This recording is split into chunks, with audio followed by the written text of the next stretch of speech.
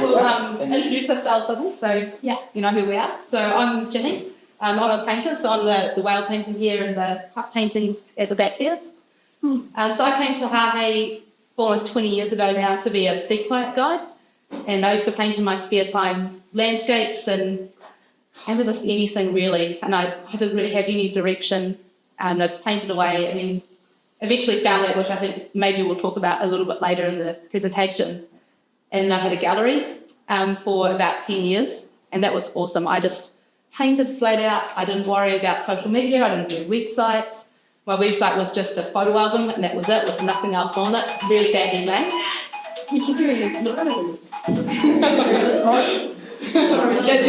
That's right, self. And so I had this great 10 years where I just got to do the fun part of the job, and I didn't do any of the business side, and the gallery just handled all of that. It was fantastic. And at that time, I also bought some land and moved a house and had a couple of kids, so it was perfect because for the second half of that 10 years, my time was pretty limited. So I got to spend the time that I did have to work doing the parts that I liked. But in the last few years, there's a lot of projects that I'd like to do that do involve social media, and the world's changing, and I think there's a place for both. So I've kind of come to the social media website, that kind of thing, a little bit later than maybe these guys. And I'm also the tail end of the generation that used to put like the note on the toaster and say, I'm going out and I'll be back this time. And I got my first push button phone when I was 22. And I think I had my first smartphone at 30. So it doesn't come that easy, and I've had to learn a lot. And from where I've come, I think I've come a really long way. But maybe to have a few different ideas about it, and maybe a few different systems, because it has been it started off as a bit of a chore, and it's slowly becoming a bit more comfortable and a bit more fun. So I think we'll talk about a bit more of that soon. But if there's any questions, or if you want to know anything, please just speak up or pop your hand up, because we'd really like it to be a conversation. And I think if I get asked questions, especially, it's easier for me to know what's going to be useful for you to talk about.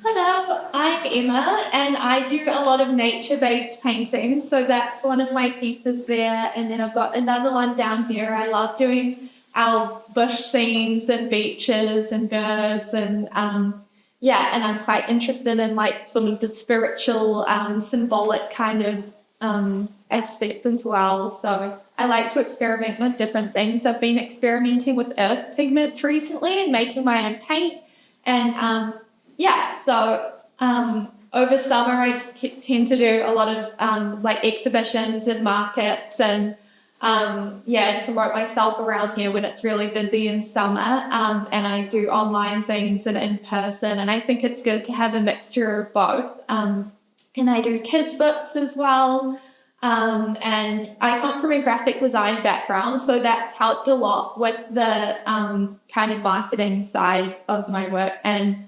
I started sharing my art on social media when I was about 16, 17, so it's been present through my whole sort of journey, and it's an interesting thing to navigate. It's such a vulnerable thing, putting your work online, and I think it can be hard. You've got to find a balance with it, and at the moment where I'm at with it, it's just trying to post with intention and just share stuff that I'm proud of, because there's this real culture of kind of just spam posting, and that can work for some people. But I really care about my audience, and I kind of try and approach social media with, what do I want to see from other artists? What are the posts and videos that I love listening to, and how can I give my audience that same value? So that's, in my words, a little bit as a ramble. We can go into these comments. Here's Laurie. Captain. Hello, everyone. Hello, Laurie. Thank you, Dave.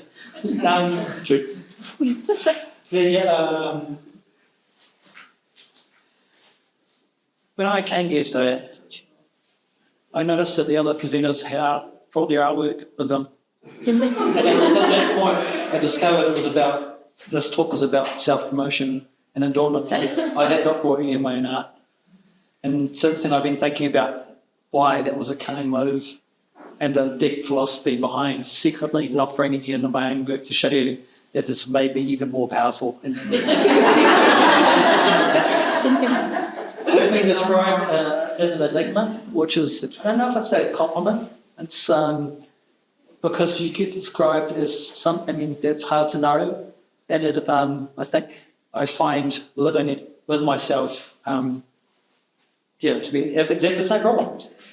What am I doing? What's happening? And so what has come up so far is that what I have done is lived a very interesting life, fortunately. And come up to 50, and I've been doing art pretty much full time since I was 14. So I have, one way or the other, been riding this wave of shameless self-promotion for years. And I must have too much knowledge about it. But the interesting thing that I'm available for today is, as you guys mentioned, around maybe some questions and answers and pointing to things like, like less broad, like what do I actually do, what do you actually do, what do you actually do? Because it's so diverse and trying to figure out what's a good fit for you. And what's a good fit for me has changed a lot over the years as I've aged. So I feel I'll be of some use, but I'm sure there'll be something for everybody. And it's not the tea's free. That's it. Laurie, yes. What do you do? What do I do? Thank you for asking. Well, mostly I'm a dancer. No, that's actually my main job. I say I'm a potter, but really I'm an artist. I was always an artist, and then got a little bit disillusioned with art, like in my late 20s, and then I got into domestic pottery, standware pottery, for a long, boring story, which is a great story, but it's long. And that led me into meeting with Barry Brickle in the Driving Creek community over there. And then I just kept being a potter. It's more of an identity thing. I liked the identity of pottery as an artist. Artists for me is always Campari and Wankers, and the potters are all like banana cake, roast, beers, cups of tea, and I like that. Working in the same all. But then my inherent mischief has crept in, and so I call myself a potter. I think most people would think of me as an artist, but I make mostly ceramic things that I refer to as functional. Can I show some of your art? Yeah, sure. What if you show something really shit? Oh, stand sorry. Promise not to swear.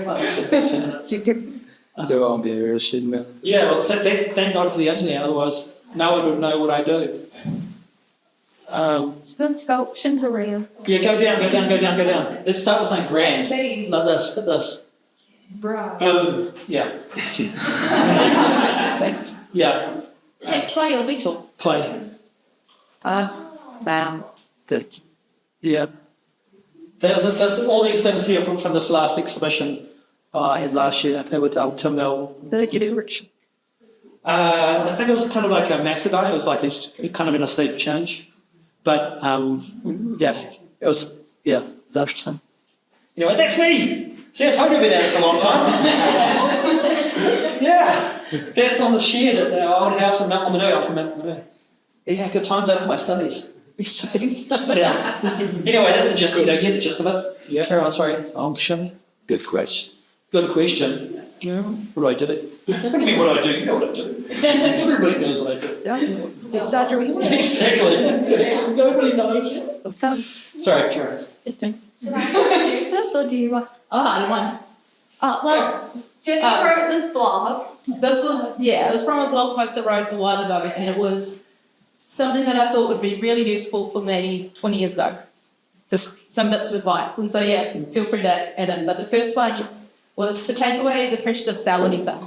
So, to have, I'll be focused it out a wee bit differently. But I was a kite guide, and I love kiting. And the week that I had an income, and it only really worked in the summer, and then in the winters I've been overseas. And so I could kite from kind of like November through till April, and then May through till about August. And then I got spring and autumn where I could just be an artist. And then slowly over the years, my kiting seasons got shorter, my painting seasons got longer, until I was just a backup guide. I also lived in a shed, and my partner and I shared a car, and all of our belongings fitted in the car. And so when we were overseas, we used to park it in his neighbour's garage. And so we had very minimal costs. So I think that really helped in the beginning, just to not have that pressure to have all of these bills, and to also have something that you knew was going to cover it, and then you could just paint what you wanted to paint, enjoy doing it, and just let it evolve without any pressure on you. No. No, it doesn't. Yeah. Yeah. You're all I think ready. so. And I suppose that kind of leads into the next one. Well, that take the pressure off selling. It's like, yeah. Yeah, It's a and paint what it's a will great- make Yeah. what inspires you most. Some people will tell me sometimes, or quite regularly actually, like, I do this art thing as a hobby and, or whatever, and I'd like to make it my main thing. I always think, why? Well, why would you want that hurt? Just take that. Be a kayak guy and just paint on the side. Yeah, You know? It's like having a fear you never get caught for. It's a terrible analogy. Yeah. Yeah, I suppose that leads into the next one. Paint or create or make what inspires you most.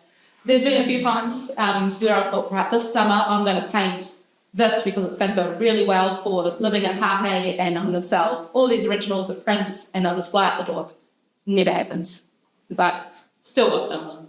It just doesn't work. You've got to paint what inspires you, regardless of how wild and wacky and different and weird you think it is, because you'll put everything you've got into it, you'll create your best work, and it shines through and people see it. So, and yeah, that's never worked for me. No. Trying to take it so much people like. Yeah, I've had a mixture with that. Like, I've painted some things that I think will do commercially well. Like, I knew, like, a lot of people tell me to do, like, our native birds and Kiwiana, and this has been, like, my best seller. But then I have, like, my passion projects. Like, I did this over the lockdowns. This was, like, a few years ago. It's one of my more wackier pieces. And my mum looked at it and was like, who's gonna want that? It's really wacky. And it was my one piece of art that got 100,000 likes on Instagram, which kind of went viral. So you really need to know what's going to blow up and what won't.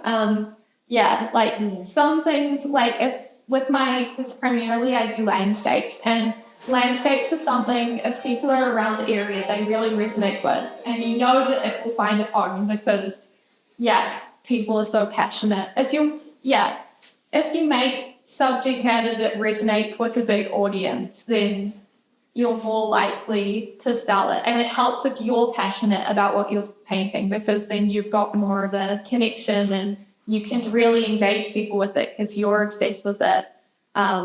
I totally. Emma, you're one that you said was wacky and got so many likes. Did you do anything differently when you put it on? Was it Instagram? Yeah. Did you do anything different? I put it on Instagram 4 years ago, and then like a few years later, like 2024, last year, art sharing account found it and shared it, and it just took off. I just posted it with my little story about why I made it. I was in lockdown, and in the lockdown, like just been through a breakup, but it was sort of like this thing about kind of being okay with your mortality, and I would really make this now. I don't know, I was really surprised. Who knows, something bad might happen. It was a really beautiful Maya Angelou quote. That was the account that shared it. And then another one that I did, this is my anti-mandate painting, and I shared this at a time when people were really passionate about ending the mandates, and that sold overnight and had 60 print orders immediately because people were so charged up around this issue. So So that's kind of timing for what you're saying. it can be timing. It's not always sustainable to be making stuff. Like, I don't have some big political issue all the time that I'm like making art. And Sometimes it's fun to be timely. Like, it reminds me of the lockdowns. I did this thing called the election collection. And I just did parodies of all the people, like everyone on both sides, like terrible parodies, and I had I called Jacinda Jizza. They had all these nicknames, and there was head of her like as Marilyn Manson playing electric guitar with like a swastika in her forehead, but it was a mug because it was practical, it's functional. But no one was safe. I did Judith Collins's The Hermaphrodite Pig. And so I just smashed them all. But then I did this other memorabilia as well, like COVID 2020 tour, world tour. And I was like, Wuhan. So then I did all like merch. And it was kind of like, it was like real black humour. Yeah. But it was like kind of that particular period of time, it was so difficult for people that I was just joking. Humour was And there was a few people that were upset, but I was like, and it's like, and I had this other thing that on that same thing with like topical things at the time. I was doing that because that's all I could think about, because that's all that was on the news. Yeah. And then I gave myself another job. I did Operation Keep Cup. And I made up the story that somebody would round me up and said one of the big problems is shared crockery. Yeah. That's when we were scared of everything on services. Yeah. So I started making these keep cups with fortified rims and shit, and like lids with spittle busters, like little shields and daggers that somebody got close to you. And then I made like plates on chains so you could swing them around your head. So if somebody got within 1.8 meters of you, you could like brain them. And like you exactly the mandates. It was just topical, and I leaned into it. I did get a huge response too, because everyone was like this is the truth, this is the truth, and we're all fighting. And I was just like, this is mental. It's mental. And they were like, at least the mental bits are released. So I don't like that bit of my life. Yeah. Well, not the COVID bit, but it was something to do. It was a way to react. I think for artists, it was like a time where a lot of us would have gone inwards and had a really productive time making. I'm sure a lot of people here spent a lot of time making art over the lockdown. Yeah, really good. I felt real shit too, because I'm really squeamish. I couldn't be a policeman or a doctor or anything useful like that. And I thought, Potter, it's bullshit. That. So yeah, I felt like I made myself the civil role, and just really leaned into it like it was really important. But in my own way, it wasn't important. I think actually I've had a lot of really good feedback from that, money aside, that people really enjoyed. That was probably my best social media time of my life, because I was trapped at home and I felt like I was entertaining people stuck at home. So I felt like I had a proper job. And then since then, it feels all like advertising. Yeah. Was that because there was more participation? It was more collaborative between you and the viewers? It's a bigger cause, I think. It was a bigger cause. A lot of my work is either ridiculous or geopolitical.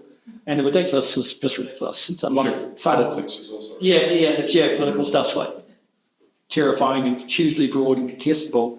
And I think COVID, the national, it was just it sounds terrible. It was a good middle ground. It was a catastrophe that was happening to everybody on all the streets and houses around me and around New Zealand. We're all in the same, the bubble we're all in.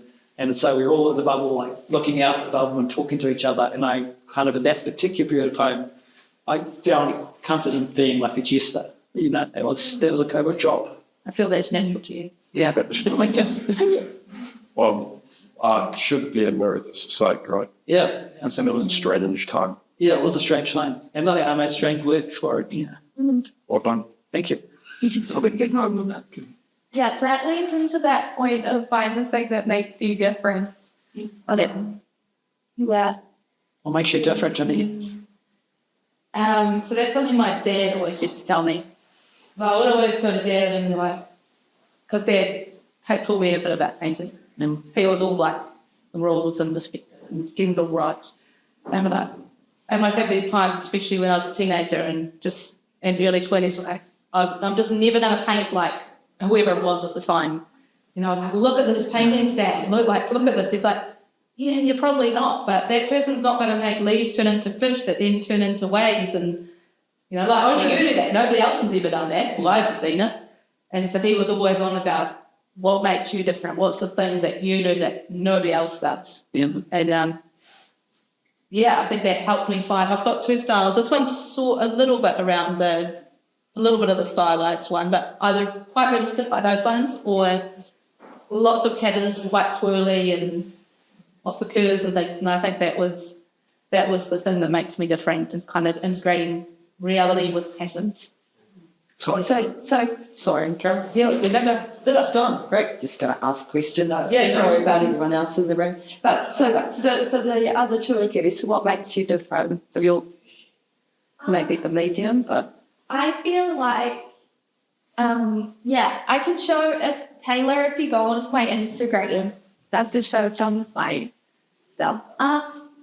I feel like we all have an inherent unique essence. Like we all come down with a gift with a different lens, and it automatically comes out in your art. Like I've done art lessons, and everyone will paint the same thing, but every single piece is completely different, and it's just comes out. I really enjoy going deep into environmental sports and adventuring and finding crystals, and I love and I've just done a raw plant medicine course, and I've been illustrating each medicinal plant as a theory being, and I might turn that into a book or do an exhibition and have the plants there, and I like bringing education into some of my work. That's Kalawakawa, my favourite plant. It's really great. A lot of random things. Those are some of my figments. I paint at festivals, and that's been a good way to get visibility. That's just a bit of the process. I share a variety of clips on social media because I think your audience likes to know a bit about you. So I show some of my adventures in the bush as well as the paintings themselves and the process. And I've just gotten into doing voiceovers, so to tell more of the story about the different places. And that was at Carver. We had a really cool art space that Leo and Taylor put together. I got to be in the first exhibition in there. I do features. So, I've got a variety of things on there. It's so funny. What is like difference, Like, she talk a lot about like what I would say is some kind of a blurry line between art and design, which is the same thing that I would say is similar between pottery and art. Same kind of this idea that you have to be strongly in one camp or the other, or when you're doing it wrong. The idea that you have to have like a set aesthetic. It's a challenge. I wouldn't say it's good or bad idea. It's definitely a challenge, but it's hard. It's I always think it'd be easy just to like announce the kind of aesthetic you had when you were like 10 and just stick with it until you're 100. Like, that'd be brilliant. There's so much less stress. Yeah. So I did think it was different. So I think maybe I thought it was a question differently. Someone you've got great parents. I've got great parents. But when I was young, it was always used as a disappointment. Like you're different. Like it wasn't like a magic power. And now, because I remember that my differences, mostly how I thought, were considered problematic. And now it's super popular. And everywhere I go, people are like talking about neurodiversity and trying to diagnose me. And actually recently I was saying, I don't have any of these issues, I'm actually fine. Which is I am. Okay, I am. I don't need all the things. But it's almost a disappointment now to the neurodiverse community that I'm not like, I'm ADHD and I'm autistic. And I was like, John, no. I've been doing this shit for so long, being different. I've kind of got used to it. So like, I don't want to join your new stick gang. I'm happily different. I'm not stuck in new thing I'm doing at the moment. So I think the thing for me about difference is less to do with the art I make, although that probably is different. It's more to do with a perspective, and I'd say for me it's a genetic probably issue. It's not like a choice, like I've tried making choices over a long time, like you said before, like you see an artist and you kind of wish you had their practice. Like I remember Andy Goldsworthy, he stacks all the rocks and makes all the things with these. I was like, I want to be Andy Goldsworthy. Like he's the coolest guy, But I try real hard to be like this guy, but I'm just not Andy Goldsworthy. And that's right. Oh yeah. Damn it, so zen and everything, it's a mess, And then there's people that, anyway, I just like point of difference is interesting. Yeah, it's an challenge. Natural. Yeah, like the thing that makes you different, you could also say is the thing that makes you recognisable. Yeah. So it's really good when you're sought after. Yeah. But so when you can become more of an institution and else. Warren, let's help. Let's remember stuff. Yeah. So you get known for making one thing and then you feel like you can stuff in it. Yes. I think the purist thing is largely an illusion too, like around talking back about art, crafts and things like this and design specifically. I shamelessly make hundreds of mugs every year. So I have an exhibition of these huge, monumental, geopolitical beasts. So I love making. Yeah, come up Christmas, I'll smash out 500 mugs and sell them because that's what actually pays for my kids. Or one's been married for 30 years, got 2 daughters, and a toy dog, those shit to pay for. So, and I actually find that that's another reason I like pottery because it's kind of a release because I can fall back on these kind of intrinsic art skills, aesthetics, technique, and not everything I make needs to be this grandiose statement about the world. I can just make some silly tick marks or something like that. And it's like fun, And then those ones do stand out when you do them. Yeah, but it's like a kind of a relief being able to fall back on that without being like, I only make this like deeply serious, super serious shit. Do you ever two play up to each other? Probably. Playing the dick mugs because you're serious. It's only a problem. It's mostly only a problem on the, for other people, for like gallerists or retailers where they want to take a cut because it creates confusion in the market because of price points. Like why is a mug $100 and why is it a sculpture the same size as $1,000? Which there's no rationale for it. It's just because it's made out. Yeah. Yeah, I like to swap back and forth between the realism and the design. Yeah. Like I get bored of one and just kind of need the change and the relief of doing the other one. And then I find each time I change back, I've got something new to bring into the other. That I think each time it improves. It's kind of nice having talent too, right? Like you guys have both got mad talents, like in literal painting. You can drop big paint shit. I can't do that. But that's funny, right? And I'm like, for me, I'm quite proud of all my stuff. Like for me, it's oddly no, that is less. But there's a real time where I was super proud of being a good potter, like being like kind of like a black belt potter. Because I thought that's how that community was judging me on my throwing skills and stuff like that. But now I just think it's handy because I've got the tools to. When I have a thought, I've got more tools. Like you guys are so tooled up for like if you have an idea about something or you want to make an expression, you've got these like draftsmanship skills. Yeah, there's definitely paintings though. Like I've got this painting at the moment. It's rolled up in a tube. Yeah. And it's in my studio on the net. And I started it 4 years ago. Yeah. And I worked on it a couple of times, and every time I put it away, and I'm just not ready for it. Yeah. I just can't do it good enough yet. It's just not the time. And I really want to paint this painting. Yeah. Like it's going to be amazing, but every time I get it out, it's just not the time. Not ready. Yeah, entertainment. Yeah, but it'll come. I'll definitely do it. Yeah. Maybe It's the time and the place. I like the idea that we don't see each other for like 20 years, and then I see it, and I just go, you go, hey, Laurie, and I'm going, got to finish that painting yet? Stretching my Achilles. Yeah, that's massive. Yeah. Hey, with that, Sorry. now you've had your hand up way too many times. With that, find the thing that makes you different. In a way, that statement could almost become an anxiety or an issue in itself for people when you're thinking about yourself. Yeah. Like I wonder sometimes that you just have to be you one way or another and allow those judgments to come from other people. Like what they and it's usually not it's not a thing either. It's like multiple aspects of just who you are. Yeah. And all of those things compose to make you. And if you can't quite put your finger on it, it doesn't matter. I think that's what my dad was trying to say. Yeah, just Is that you've already got this thing that's you. yeah. Don't worry about all those other Like things. Just accept whatever it is that you're just still do that. strive and push for Yeah. improvements. Yeah. But then if other people go, oh yeah, you're really good at this or that, that's good, like really notice. But it might be hard to self-analyse. Yeah. It's also really interesting because I think we're all assuming here that the thing you're really good at is a good thing. It's like, it's a good thing. Yeah. Like, let's say if we're having this conversation and Hitler's lyric, and he's like, wow, thanks for the advice. So it goes both ways, and again, it depends on your natural aspirations and the things that, it's like, like your work is it's just I've apparently met you quite a few times, but I've been drinking too much. But had a good chat with you last week in Dryden Creek, and we heard about the mural she was doing, how story of things.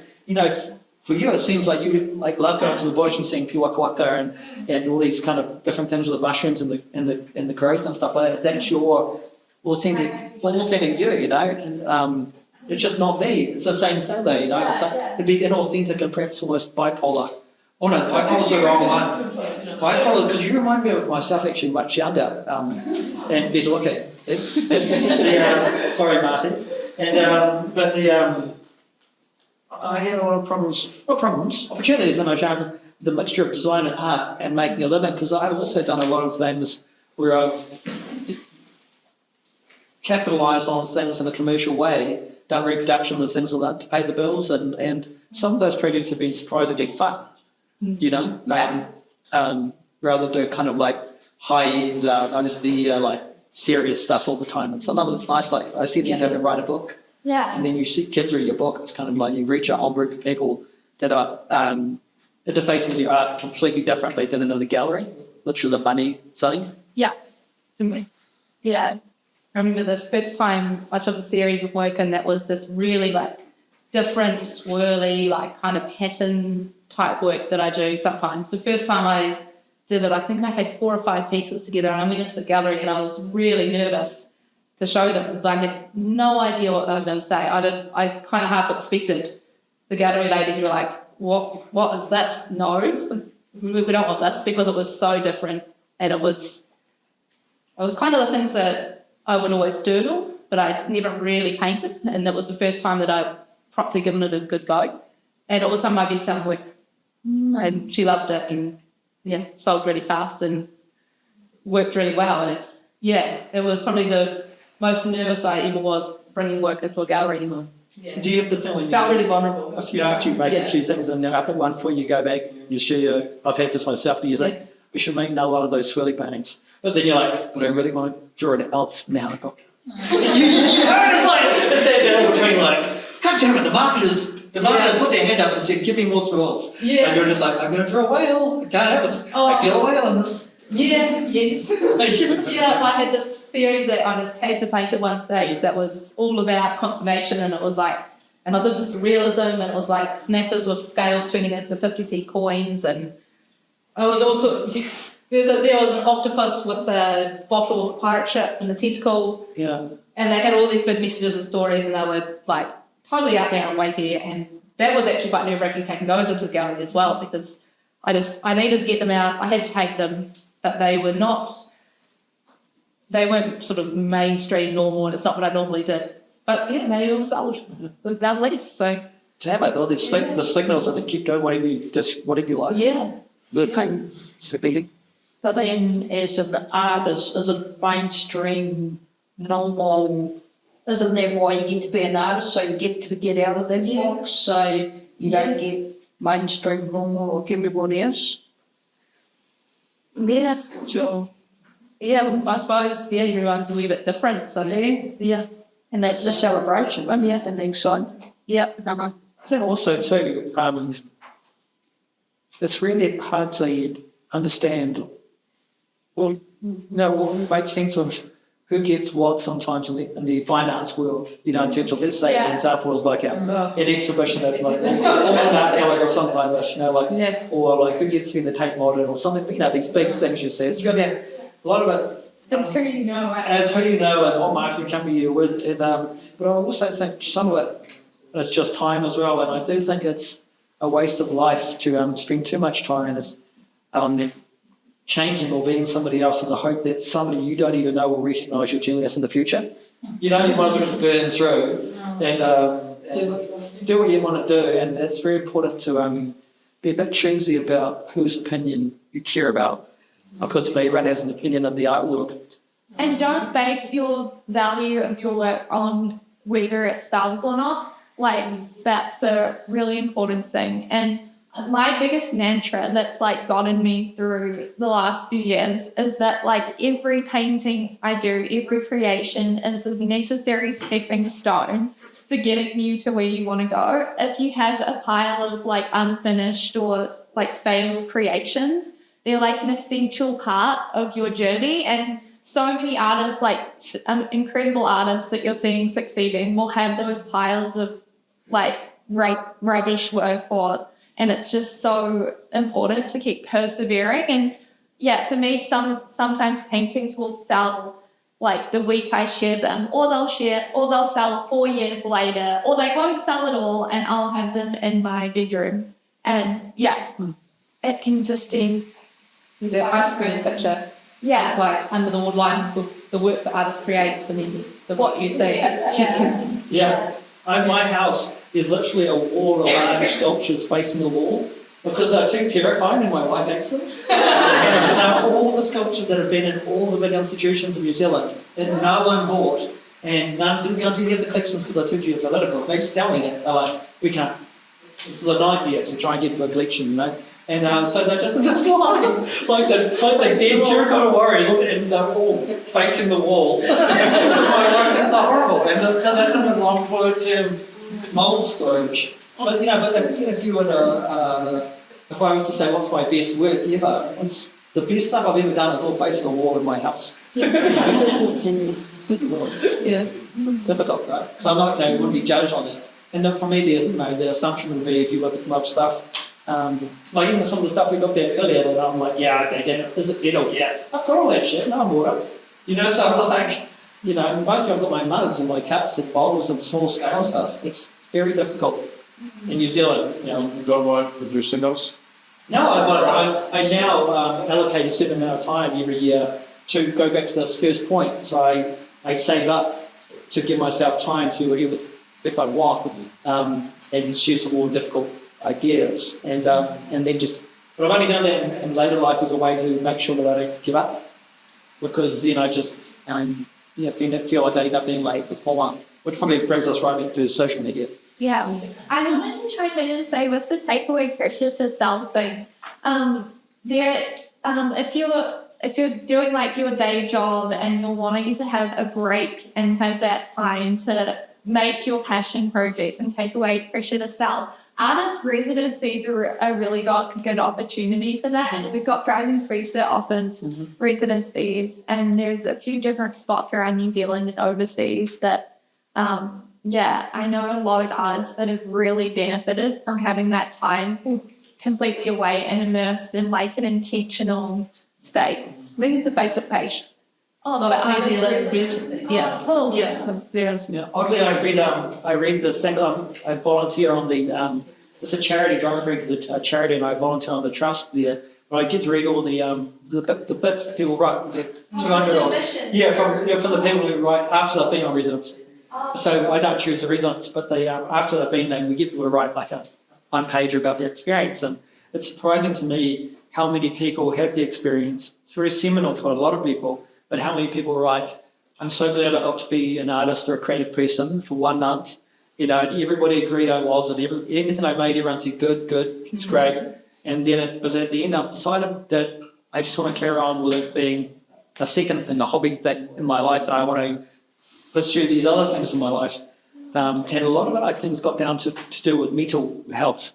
It can be quite a lonely and extreme job, depending on your subject matter, to do full time. And then if you couple that with some of the economic challenges, you're potentially setting yourself up. And if you're a family person, you're setting yourself up for a reasonable amount of poverty.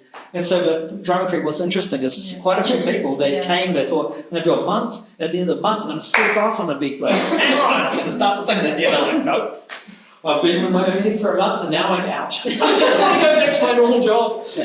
You've got to be pretty comfortable with feast and famine. Yes, good point. And not be stressed by it. It all works out eventually, but there's a lot of uncertainty. You guys are talking about people saying, "Oh, it's good work, beautiful." I think it kind of links with the meta or the image of that also the group of people that you guys see.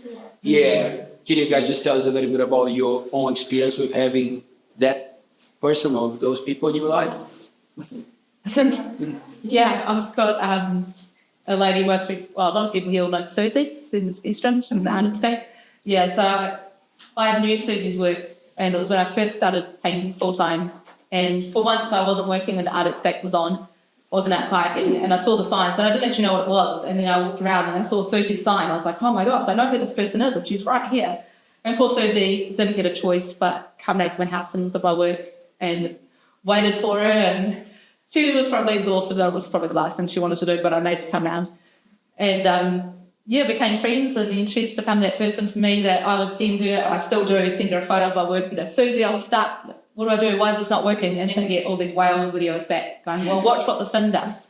You slow it down, pause it at this time, and then you'll work it out. And she's just been amazing at giving me like enough clues to be able to then go and work it out for myself. And it's been so nice just to have someone that's been, it doesn't really matter that she's older than me, but she's just had a long and successful career and just good advice. And it's just been really nice to be able to say, hey, Susie, what do I know about whatever it was, especially in the beginning. Yeah. But how you go about finding that person, I don't know. It's just, I suppose, just coming along to things like this and talking to people and it'll Just like those people say, when the student is really the master appears. Yes. I was going to punch those people in the face. It's such a slow way of doing it, just wandering the streets waiting for the master. Master wanted,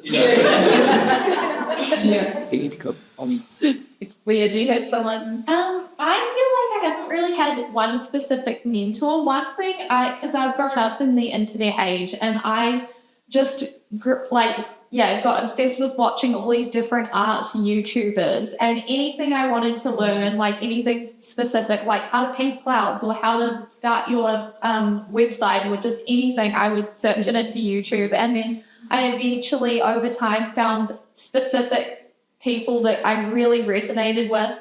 And then I have my mum who's she's getting more into her art journey now, because we always got programmed with the whole, you can't be an artist, you can't make a living, so do graphic design. So she had a whole graphic design, and I studied graphic design, couldn't get a job because of the COVID, and then was just painting, and then luckily it took off. So I bounce a lot of my creative ideas off my mum, and we both had this really nice, because we lived together and she's my cousin. But one thing I will say is with showing your works in progress to other people, you've got to be really careful around if it's at an early vulnerable stage, that other person might not have the end vision that you're thinking of. And I found that has been, it stopped me in my tracks sometimes. Like criticisms, I feel like most artists are quite introverted and quite sensitive.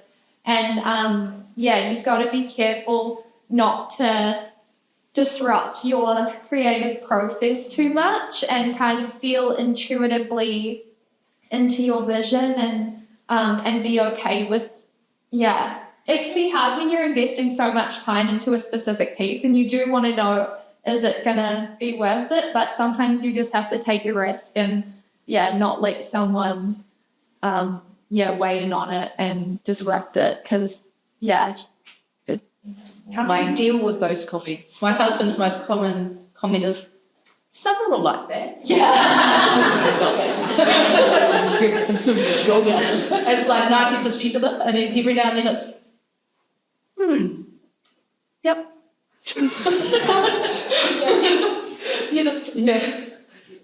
You've got to sometimes have a bit of a touch down. Or show it to multiple people and then find out if something's wax you're going to get. So it's multiple and trying to get them as much you want. Just with us that the social idea. I mean, I have quite a few different mentors. Very Brickle, the Drum Creek's obviously a big one, but not really a good relationship to promotion. Just other stuff we're supposed to be talking about today. But like coming into the advent of social media when I was really older, so I'm already like 30 by this point, this thing that go on. And so I've gone through all those things from MySpace to, all these things, and Bebo, all these things, trying to figure out how to work them. And I have had an up and down relationship with it to different periods of my life. when I've been really hot for it. I'd say I'm really lukewarm for it at the moment. And but that's probably got a lot to do with economics. And but it's really interesting because, like for instance, there's a handful of people in this room that I've met before, had a beer with, and we're friendly with. The majority of you I've never met, and I'll possibly never meet you again. So why should I give a flying fuck when you think about beer wine work? This is the risk of social media, is that you put your stuff out there and then you ask 8 billion trolls to give you a good report, and it's human nature, and frankly, so much more fun to kick somebody. It's just like it's kind of savage, And then if somebody is mean or cruel, that actually encourages the algorithm, so it can actually be really good for sales. Like somebody very rarely now, but somebody will say something mean about me. No one else said something. Now I've got much control of it enough. I'll say something and then somebody will try and cancel me for something, and then Laurie's army will come flying in and pummel them to death online, which is actually quite amazing, It's quite fantastic, because that's always the people I have a longer, more authentic relationship who really know me. And they'll say, you're taking out of context, because it's just something you said at this workshop at Whirianga, but I've known it for this year, so you're just talking shit, you go back.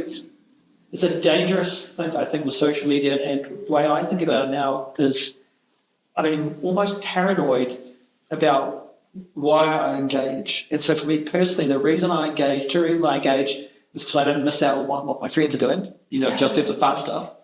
And then the rest of it's just business. Like, I really try not to have an opinion. I try not to post anything political. Because I know how to use it to sell things. And so now I try to do the bare minimum required to sell things. And not believe that it's this, like Zuckerberg would like to say, it's 20 way, people hang up. No. It's just a giant open comms thing, which is a fantastic benefit. But I think knowing what it is and then using it appropriately is really important for your mental health. Yeah, I would say, with those comments, like hurt people, and it's always people projecting their own wounds and insecurities onto you, and not to ever take it personally. And if you're not posting things that are too charged, you won't often really encounter those kinds of things. I can take more photos. But your one went viral. I had some weird comments on that, but I did. I got an interesting question about that. How did the virality, in terms of likes, how did the likes, from an analytical point of view, how did the likes reflect in sales? It didn't really make a huge difference. I had quite a few print orders, and then I had a lot of people overseas wanting it, and they're not wanting to pay big money. Sure. They're wanting to get the cheapest possible print of it, and then the postage ends up costing like the print. And so really, I think that's one of the sort of downsides of being in New Zealand, is that if you're selling overseas, if you're in the States, it's a lot easier to sell smaller things effectively because the postage is so much lower. And my website is basically just catering to New Zealanders, and because my work is so, based here, that business model works well. I think it's super interesting because over the years I've become quite anal in measuring. Because a lot of it's like a predictive for myself. Because I'm in exactly the same thing. The things that have been the biggest hits for me have not been have not ended up in sales. So like if you think of a like as a digital thumb, and you have 10,000 people give you a digital thumb and no money. So it's like, as an adult man, it's a regular guy, I've got kids, stuff like that, I've got bills to pay. How much do I want to dance for 10,000 digital thumbs? So like it's really important to me now, as I figure this out, to measure what I put out for what I get in return from a purely business point of view. Like this is different, right? Because this is voluntary, and I come and we try and share some knowledge with real humans, and hopefully there's some value in. I can feel like the transfer of information is very organic. I know I can see the value, I can feel the value, but online it's got to be real tricky. I would recommend really analysing this seeing what it is you get, because otherwise you're actually just turning yourself into a clown. You are the thing. I was just wondering, like, what percentage of sales come to you online? Would most of your sales be from online falls regularly?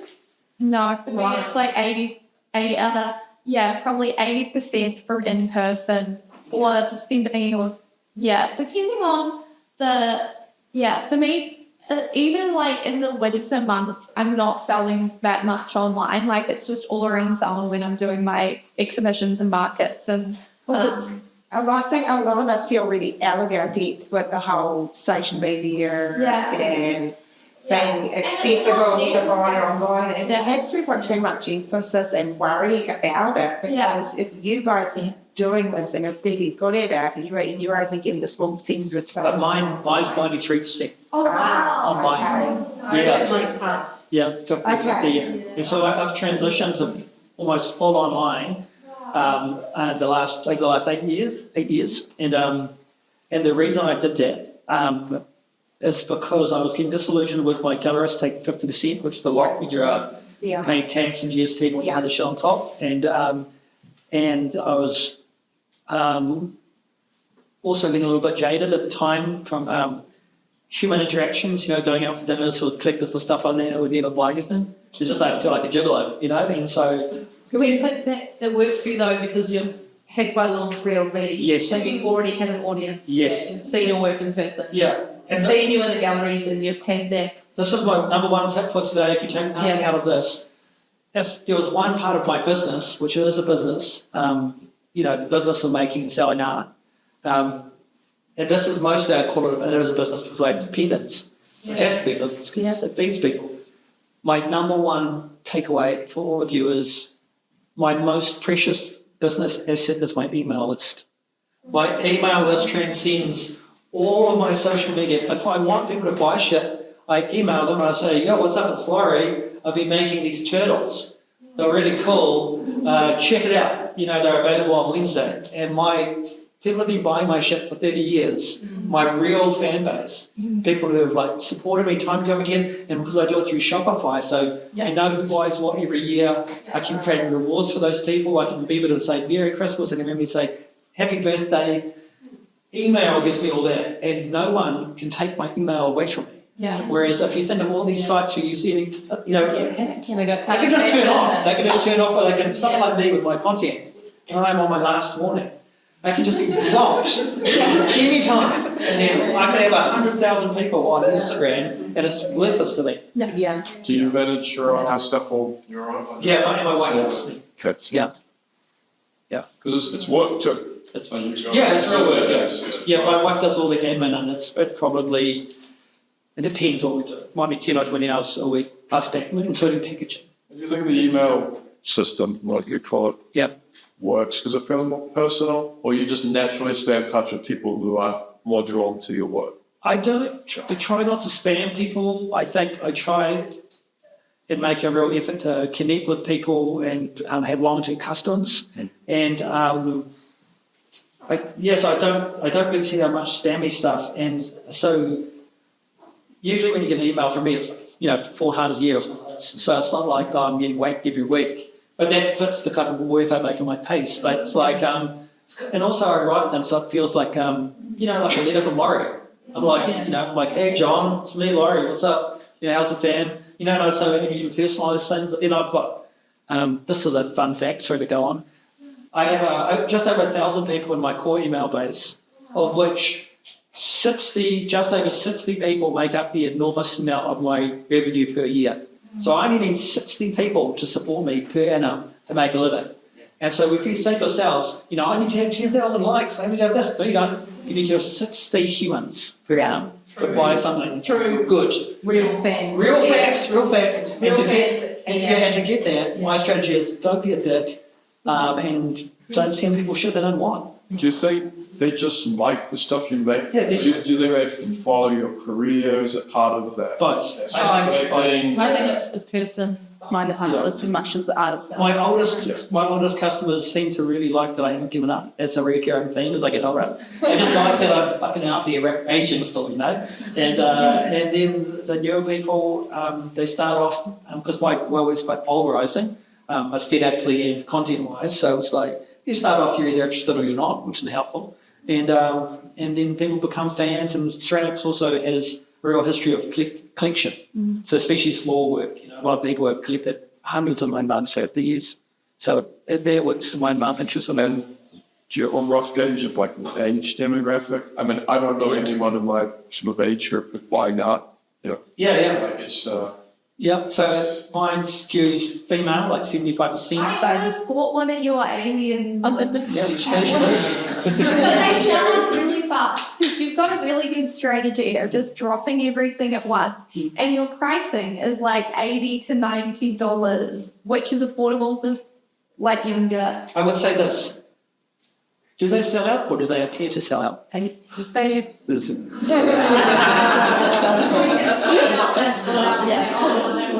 Like, so this is like demand. I mean, psychology. The psychology is in the pricing, and the psychology is in the sector of demand and efficiency.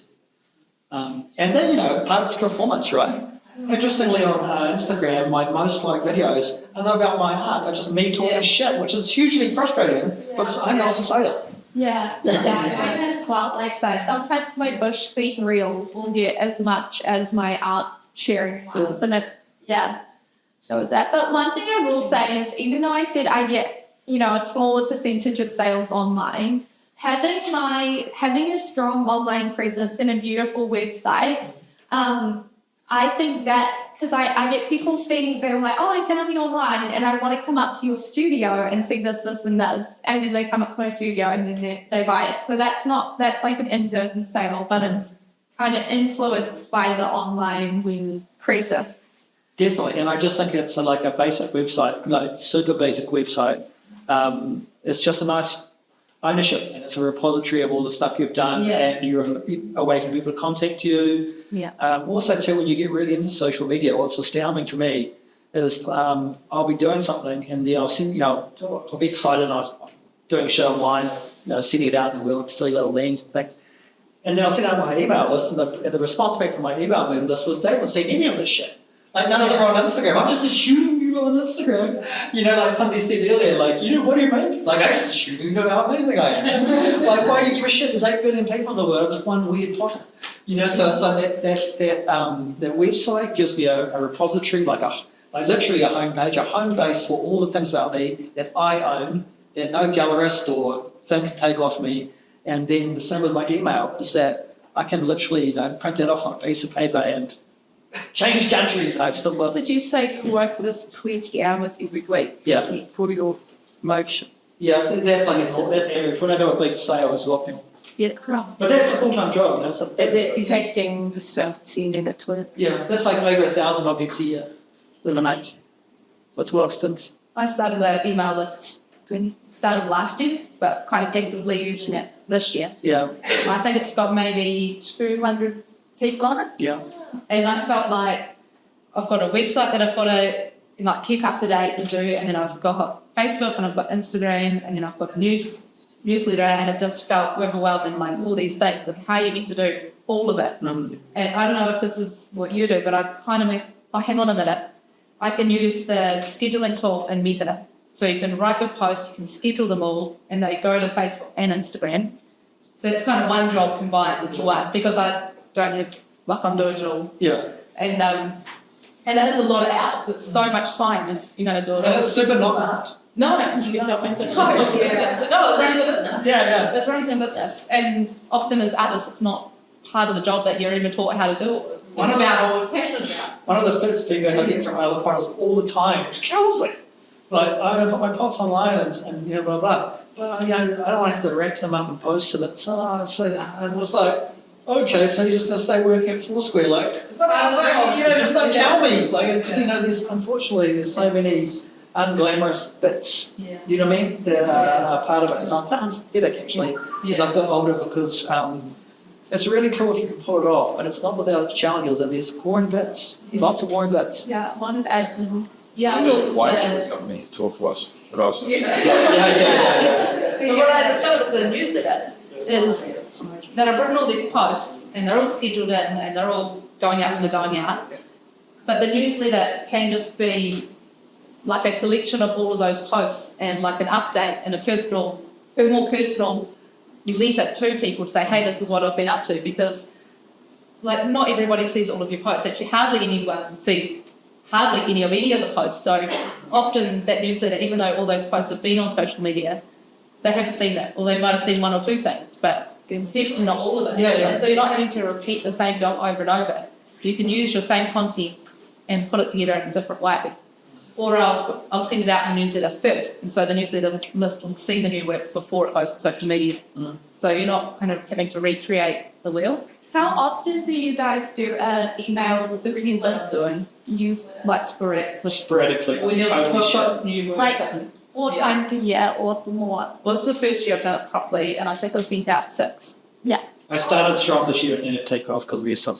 Yeah. But yeah, so it's like, it's hard. But like I don't Laurie's really see like- that, you know? I don't want to put out Zero. rubbish. Yeah, It's kind of just I've got something. it's also sometimes I've got cool things to say, but I'm just like too busy doing cool things. And I keep thinking, I should send out another email. My wife's like, send another email. Because the best thing to do with emails to me, might be my age, is that I use Shopify, which is it's a generic website that you can sell things on. And I find it quite easy to use. But every time I can track, or should I say, they track the sale. So I can see that email goes out, I see the person open the email and buy something. So I can see, I put this effort in here, which I didn't want to do because it wasn't much fun, but then that person bought my shit. Yeah. Whereas a lot of the social media stuff I've done, I do stuff and I'm just like, here's me, here's all me, look at me. And I'm like, please, somebody will come out Yeah. and ghost work and maybe buy something in the future. So I like the email side of things because I can track the effort that I put in and the return I get on my investment. I use Squarespace. I simply, But no. tsunami. Yes, my website's through Squarespace, which I found really good. And so everything can sell through there. It's got the payment thing, and the emails through there as well. It's probably the same. Yeah, same way. Same thing, but yeah, it's really cool. Like you can see how many people go to your website, you can see which pages they look at, you can see how many people have opened their email, and how many people have unsubscribed Yeah. as well. Or yeah, so it's really nice to have it on one place and to be able to find out all that information. So you put in all this effort and you can actually measure if it's making a difference. What platform do you use, sorry? Squarespace. Westpac. Yeah. Yeah. That's, Between, say, some of those general brands like Wix, Squarespace, I think it's more aimed or is at, it all good? well, I've only used Squarespace, so I don't really know, and I've had it for about 15 years, and I was told when I first started that it's more targeted towards artists, so you should use that one. And I couldn't work it out in the beginning, so it was literally just an album with photos in it. Yeah. And then every couple of years, I've thought, I really need to do something about this. And so I've gone back in and I've kind of gone through the whole thing Spruced it up. and spruced it up, and I've been really proud of it and thought, great, it looks so much better. Then a few years later, same thing again. This is a bit amateur, I need to spruce it up. You know, you mentioned before about Yeah, just keep improving. Yeah, Squarespace. you were talking about mentors. Yeah. Hang on, online mentors. Because I'm not interested in it, because I think it would be interesting. Yeah. When I had to do my website, I noticed, and I'm friends with Tony Sly, who's a potter in Raglan, and he had a great website. And I looked around and I thought, who is the market leader in selling pottery online? And I sort of figured out that it's Tony.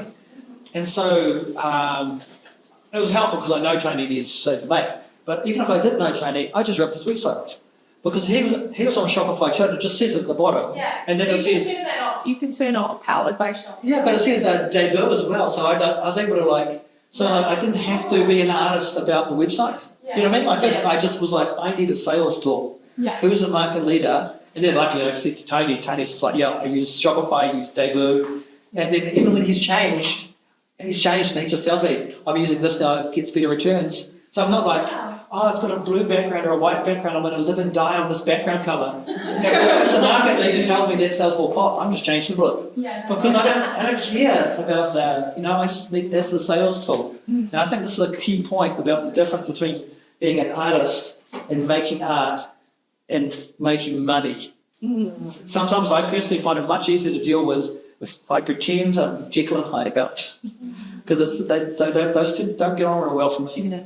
Yeah, I've actually found the website quite fun now that I know how to use it. Yeah. It's taken a long time, but now that I've just sort of slowly improved each year, yeah, I find it's creative. Yeah. And it's also easy now. Well, I feel like it's easier now than when I first started trying to do it. I suppose the programs have improved and it's quite self-explanatory, and then there's a lot of tutorials. So you can go onto Google and YouTube and kind of, how do I do this on Squarespace? And then, kind of eventually work it out and turn out, come and look, push this, click this, it's a button, look at the button, it opens a page. Because it's quite satisfying when you, like, it's learning and I find it motivating too, to being able to follow the sales. Because I actually learned from this guy, Martino Gamba, he's an Italian designer, and he put me on this great tip. He's got that on Shopify, you can activate it's like a ching ching bell. And so when you make a sale, your phone goes ching. And he told me this, which is a great tip, because I use this all the time. When it goes ping in his pocket, I said to Martino, I was like, this is great because you've made some money. And he goes, no. When I hear ching in my pocket, it reminds me that I must be Martino out in the world, what my customers are expecting me to be doing, which is making amazing things. So the ching in his pocket reminds him that he shouldn't be fucking around with all the boring dross of life. He's supposed to be out there doing cool shit. And I like how he hacked that kind of notification sound to encourage him to be creative. Yeah. One thing I wanted to add to this discussion about, like the websites and visibility is that there's like this golden rule of 7. People often need to see your stuff 7 times before they make the decision to buy it, especially if it's like an original or something. And often we do get into that habit of like, I don't want to post so many times. Do you think, would you have 7 posts of each one? Do you think you did? No. Not like me. I gave it a go this year because I've been there a few times. Yeah. So I'm going to do this and see if it made a difference. It's like the hashtags, I just feel humiliated. They do my 30th day or something, and it makes no difference. I just feel like it was I just feel like somewhere in the world there's a shed full of developers laughing their asses off. I'm like, look at him, he's running another hashtag. I'm like, hashtag New Zealand ceramics. But thumbs. Zero. So I have 2 questions. So, so did it make a difference? Do you think 7 times? I don't know. I don't think it made a difference to sales. Yeah. Or it doesn't have to be the artwork 7 times, just 7, you coming up 7 times on their new day for different things. Yeah, so like I did work in progress, photos and videos. I did like a time lapse of part of me painted. I had a video, there was 4 paintings of the South Island, so I did a video of me holding them, then it flipped between the 4. And I made a few videos of stretching it, so they were all different. And then there were some photos, just still photos in there as well. So it wasn't all just a photo of the same artwork. It was telling the story of from the very beginning of the painting the piece. Like there's some of my studio in there as well, like right through to the finished work and like about the flowers and things that were in the work. So It was the over it was time. over about, so there's 4 pieces. And so I don't think I did 7 posts of each individual piece. I think, I don't know how many each one is, but I think it was over about 2 months. And I probably posted 4 times a week. But I don't really know. I think it probably did help.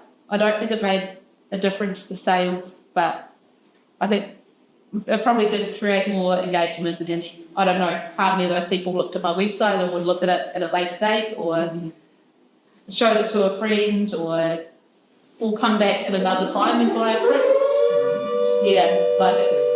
But I think it all accumulates and it all shares who you are and it shares your story and it tells people a little bit more about you each time of that. There's like little bits and pieces, I suppose, that maybe you don't even think about. Like just, I suppose, seeing my studio, it's in the bush, and it's this neat little place with a little stream going past, and so sharing that. I make my friends by going up to the farm where my husband works, and I quite often take the dog, and so in my video I had the dog, and he'd like chase the cars and stop and use the beach. And so I think it just adds little bits and pieces about your life and yours person. It adds to the story and overall, which helps build rapport. Definitely, yeah. Because when people are buying your art, they're buying a piece of your essence, and if they like your energy, they're going to want to have your energy in their space. Like I bought one of Carmen's necklaces, and I love it because it's like your energy with me. Yeah, I was complaining to a friend of mine in Christchurch about social media a couple of years ago, and I thought I really need to do this better and put more effort in. And I was quite negative about it, and like I was saying, I need to change my attitude and do something different. And she said, it's really not that hard. Pick 3 things that are you. So, you're an artist, you're a mother, and you live in Hyde. Now, for those 3 things, come up with 3 subcategories. So you paint from life in the store holidays. You've got these 2 different styles that you go between, and you're into construction. And then, 3 things for each one. So you've got 9 things. Write a story or take a photo or do a post about each of those and just circulate between all of those. Was her advice. It's not that hard. But yeah, that's definitely helped me. But yeah, something that I've found quite challenging is with being a mum is I actually find a lot of the posts that I put up over summer of me painting from life or just out and about with the kids, like collecting seaweed or shells or whatever I need for my paintings. If I put photos or videos up of the kids, they get loads and loads of likes. But I don't really want to exploit my children. But I don't know why that is. But that's Get a kitten. yeah. They're disposable. Yeah. They keep them for the first 3 months, take them to the vet, get another batch. Yeah. What you're saying goes to the little ways like different to Shopify. Do you want to look it up? Sorry? So are these people saying those videos on your website? On social media, so on Facebook or Instagram. Yeah. Actually, if you guys don't mind, I think maybe just breaking down what they are, because they might be a bit alien for some other people. Yeah. Like when we talk about the Shopify or the Squarespace kind of thing, or the websites, or how you guys choose, maybe if we just go back. Yeah. I've got that answer for you for the Shopify. So you have a website, and then there's a company that supplies that website and makes the website work. Exactly, it's so that you can buy and sell things on it. Yeah. And so the companies we're talking about all do the same thing. You've got Wix, Shopify, Squarespace, and they are basically the power behind your website. So my website is lauriesteer.com, but it sits on the company that I lease it off basically is Shopify. So I don't have to make the website, they make it for me. I just whack Laurie Steer on top of it and use their tools. Kind of like Trade Me, like when you sell something Trade Me, you're not Trade Me, but Trade Me's the thing, selling your shit behind your listing. Oh, so you don't actually build your website? No. Oh, so I have. Yeah. Yeah. Would it help us? Because I can log in and show like the behind. Would that be useful? Yeah. Yeah. Okay. So I have a question for Emma. So what do you use for your website? Mine is Shopify. Yeah. So it has like a month. Yeah, I can I have it. pay like $80 a month for it. It's real 80 a month. So if you guys don't want to pay that monthly, Horrormind are offering a website platform like that where you can put your work on their online platform, and they'll take a commission like the gallery because they're paying that fee. So if you don't want to set one up and you want a local platform, you can go through that way. I can't use the message. So you can talk How do I- one. Yeah, also too, $80 on Shopify is at the entry level. So it goes up to like thousands. So like the entry level, just the website's like $15. The first e-commerce one, which means you can buy and sell stuff or sell stuff, is like 30, and then the next one's 80. So Amazon, but like Amazon like intermediate tier, like there's like you don't have to start there. You just I only use the $34 one. Oh, thank you. Yeah. I feel like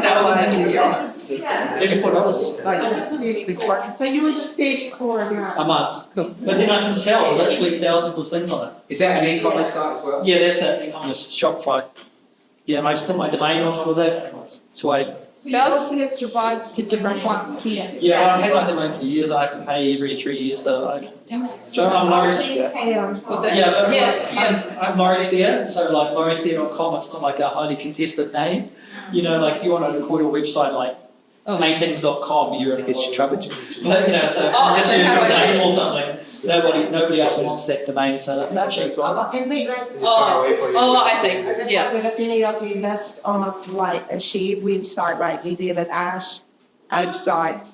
I don't, but I have in the past. It's a separate. No, I haven't had a lot of success with it, and my gallerists, people I've had work in their galleries, often have their work on their sites as well. Although they often weirdly don't have payment gateway, so you can't buy it online. You always have to request information.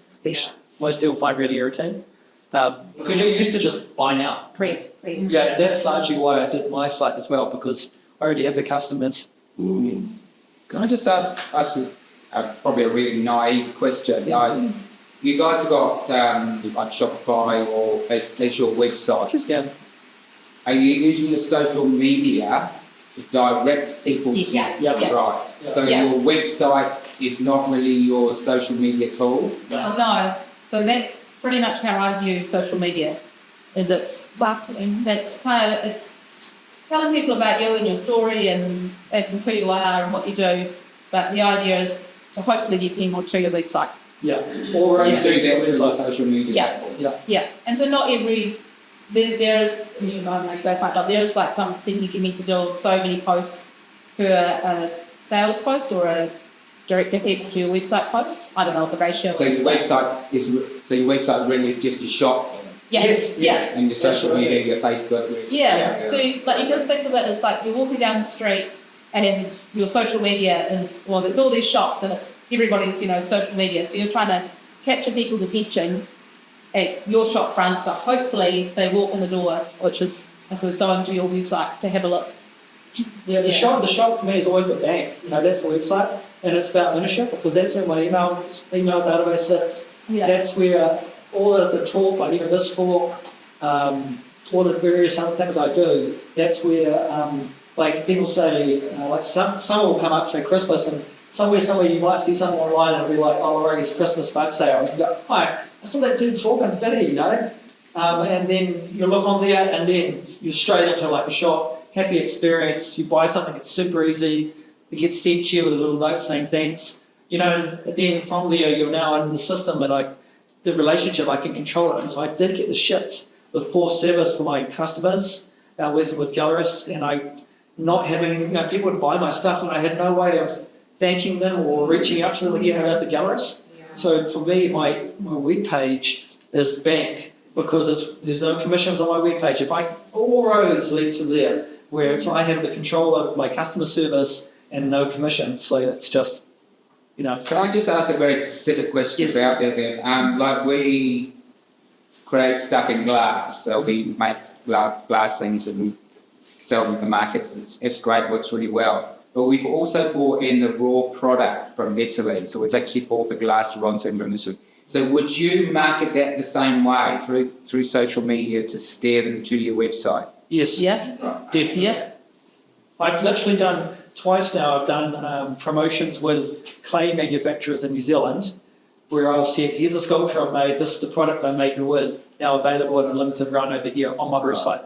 And so people have bought the clay, not as a full-time thing, but as a promotion, which proves the point that if you show something exceptional with glass, a lot of people on there will be into glass and glass makers themselves. And if you say, here's the product available here, you don't have to go to another website and find it and then find it. And that's all through social media? Social media is the advertising that points to the website. Social media is the old days, it was the flyers under the car windscreen, to say, go to Bob's house. Yeah. Now social media is go to Bob's website.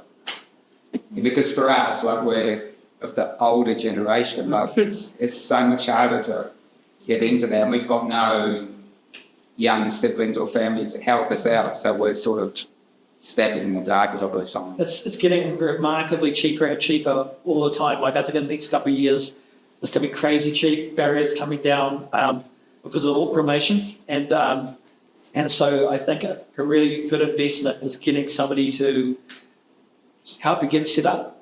and get the dumbest, most basic version of it, drag and drop, and make sure that anything that they do isn't dependent on them, so that they do it, they set it up, you can run it, and then you can, if you have problems, you can contract them in.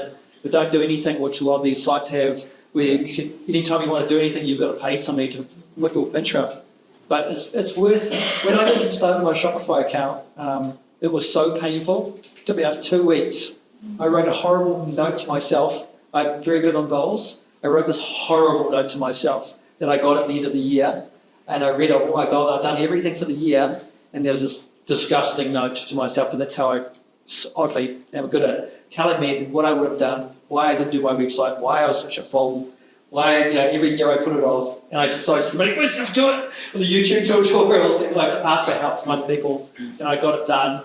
And I remember I put up 12 cups, took the dog for a walk to the beach, did a post on social media, came back and salty.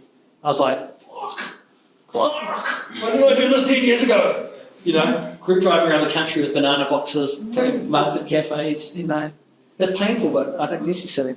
One question I have, is, but anyone else might have done this, is around the sponsored social media ads. I've actually never done a sponsored post before, and I'm wondering if anyone, if you guys have questions. I have, but not really enough to Warrant more? Yeah, well, lately I've talked to a friend who does it, she's not an artist, but she does it, and she said that you can target them, but it's been really worthwhile for her. Okay. But I did it not really knowing what I was doing, and maybe not enough to know if it worked. Yeah. So will that target specific groups of people then? I think you can. Yeah. Well, these guys probably know more about They that. know a lot about it. And so, well, just to put into context, so this is something that Coromine is working behind the scenes, and it's something that we're going to present to you guys, which is a whole platform aimed at local businesses and local artists. So we're doing a lot of dirty work behind the scenes to create a space where each artist can have their own page. And we had a chance with these guys because we're a bit closer to each other and explaining the differences between having your own platform, which is amazing, your own websites, but also having a space like, I love the analogy of walking the streets and seeing the shops, because sometimes you get into those galleries, there's a bunch of shops together. So there's another way of, so that's kind of what we're trying to do. Coromine is growing because of what it is, so people can go there and find all the things.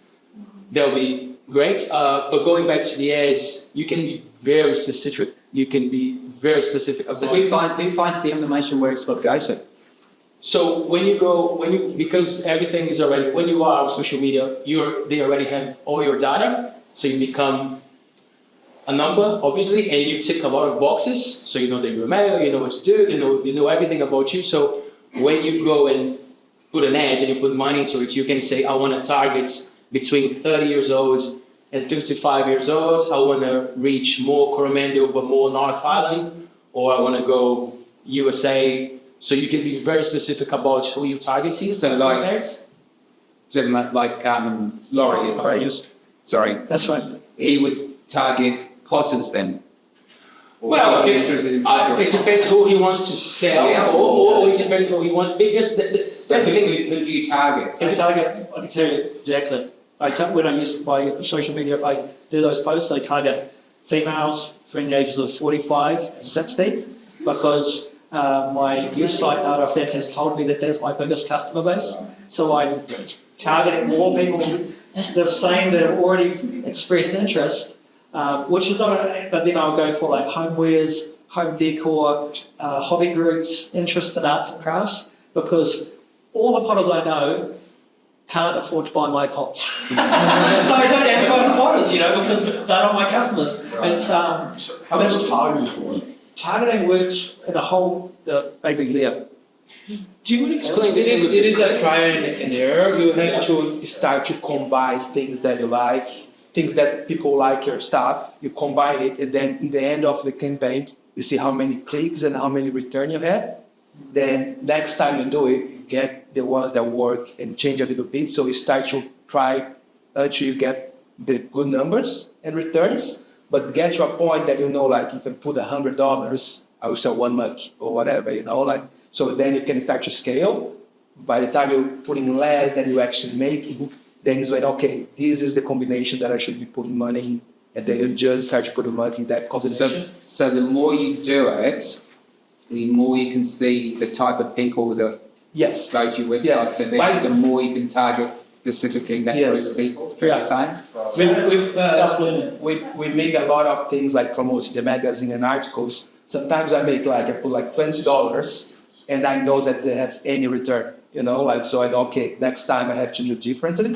So then I do another one and I'm like, okay, I put $20, but now I had 200 clicks. What means that like $1 is like 20 clicks. So then from that one, now I have to make sure that how can I convert that clicks in sales, like, so you keep trying until you get to it. It's not something that you start today and tomorrow you're selling, unless you are already a very famous guy, But you have to be curate your targets, for a while. Especially if you've got a very weird product.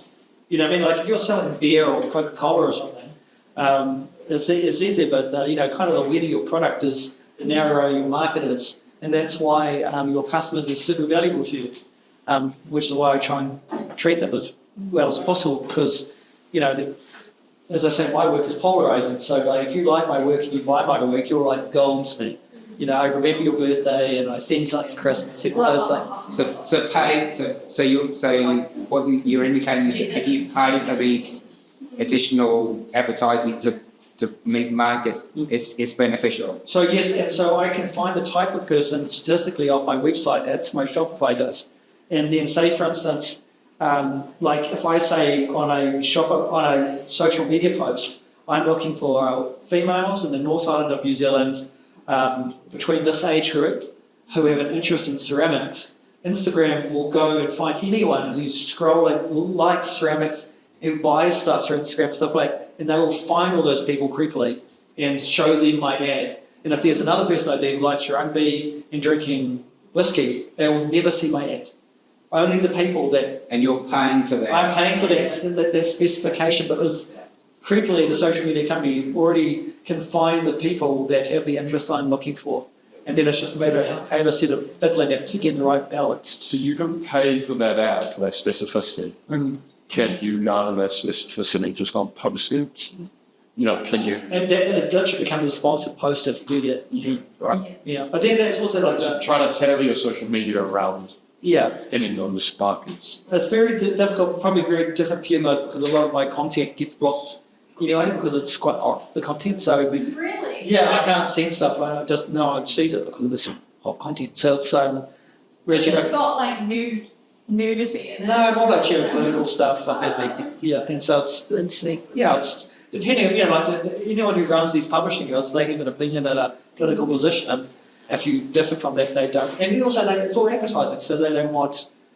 They don't want a hot take. Like you saw with COVID, they don't really want a hot take and stuff. Weeds Dead Herald. They just want like sausage sizzle at Bob's car sale yard. Here's a picture of the sun rising.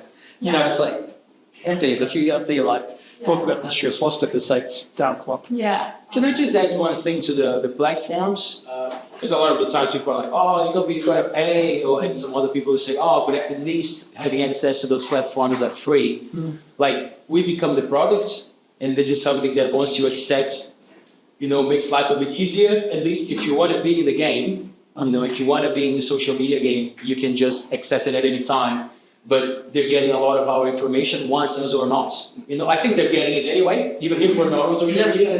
So what we try to do, what I try to do for my, the sake of my, being okay with it, I just try to make good use out of it. So it's the same with AI.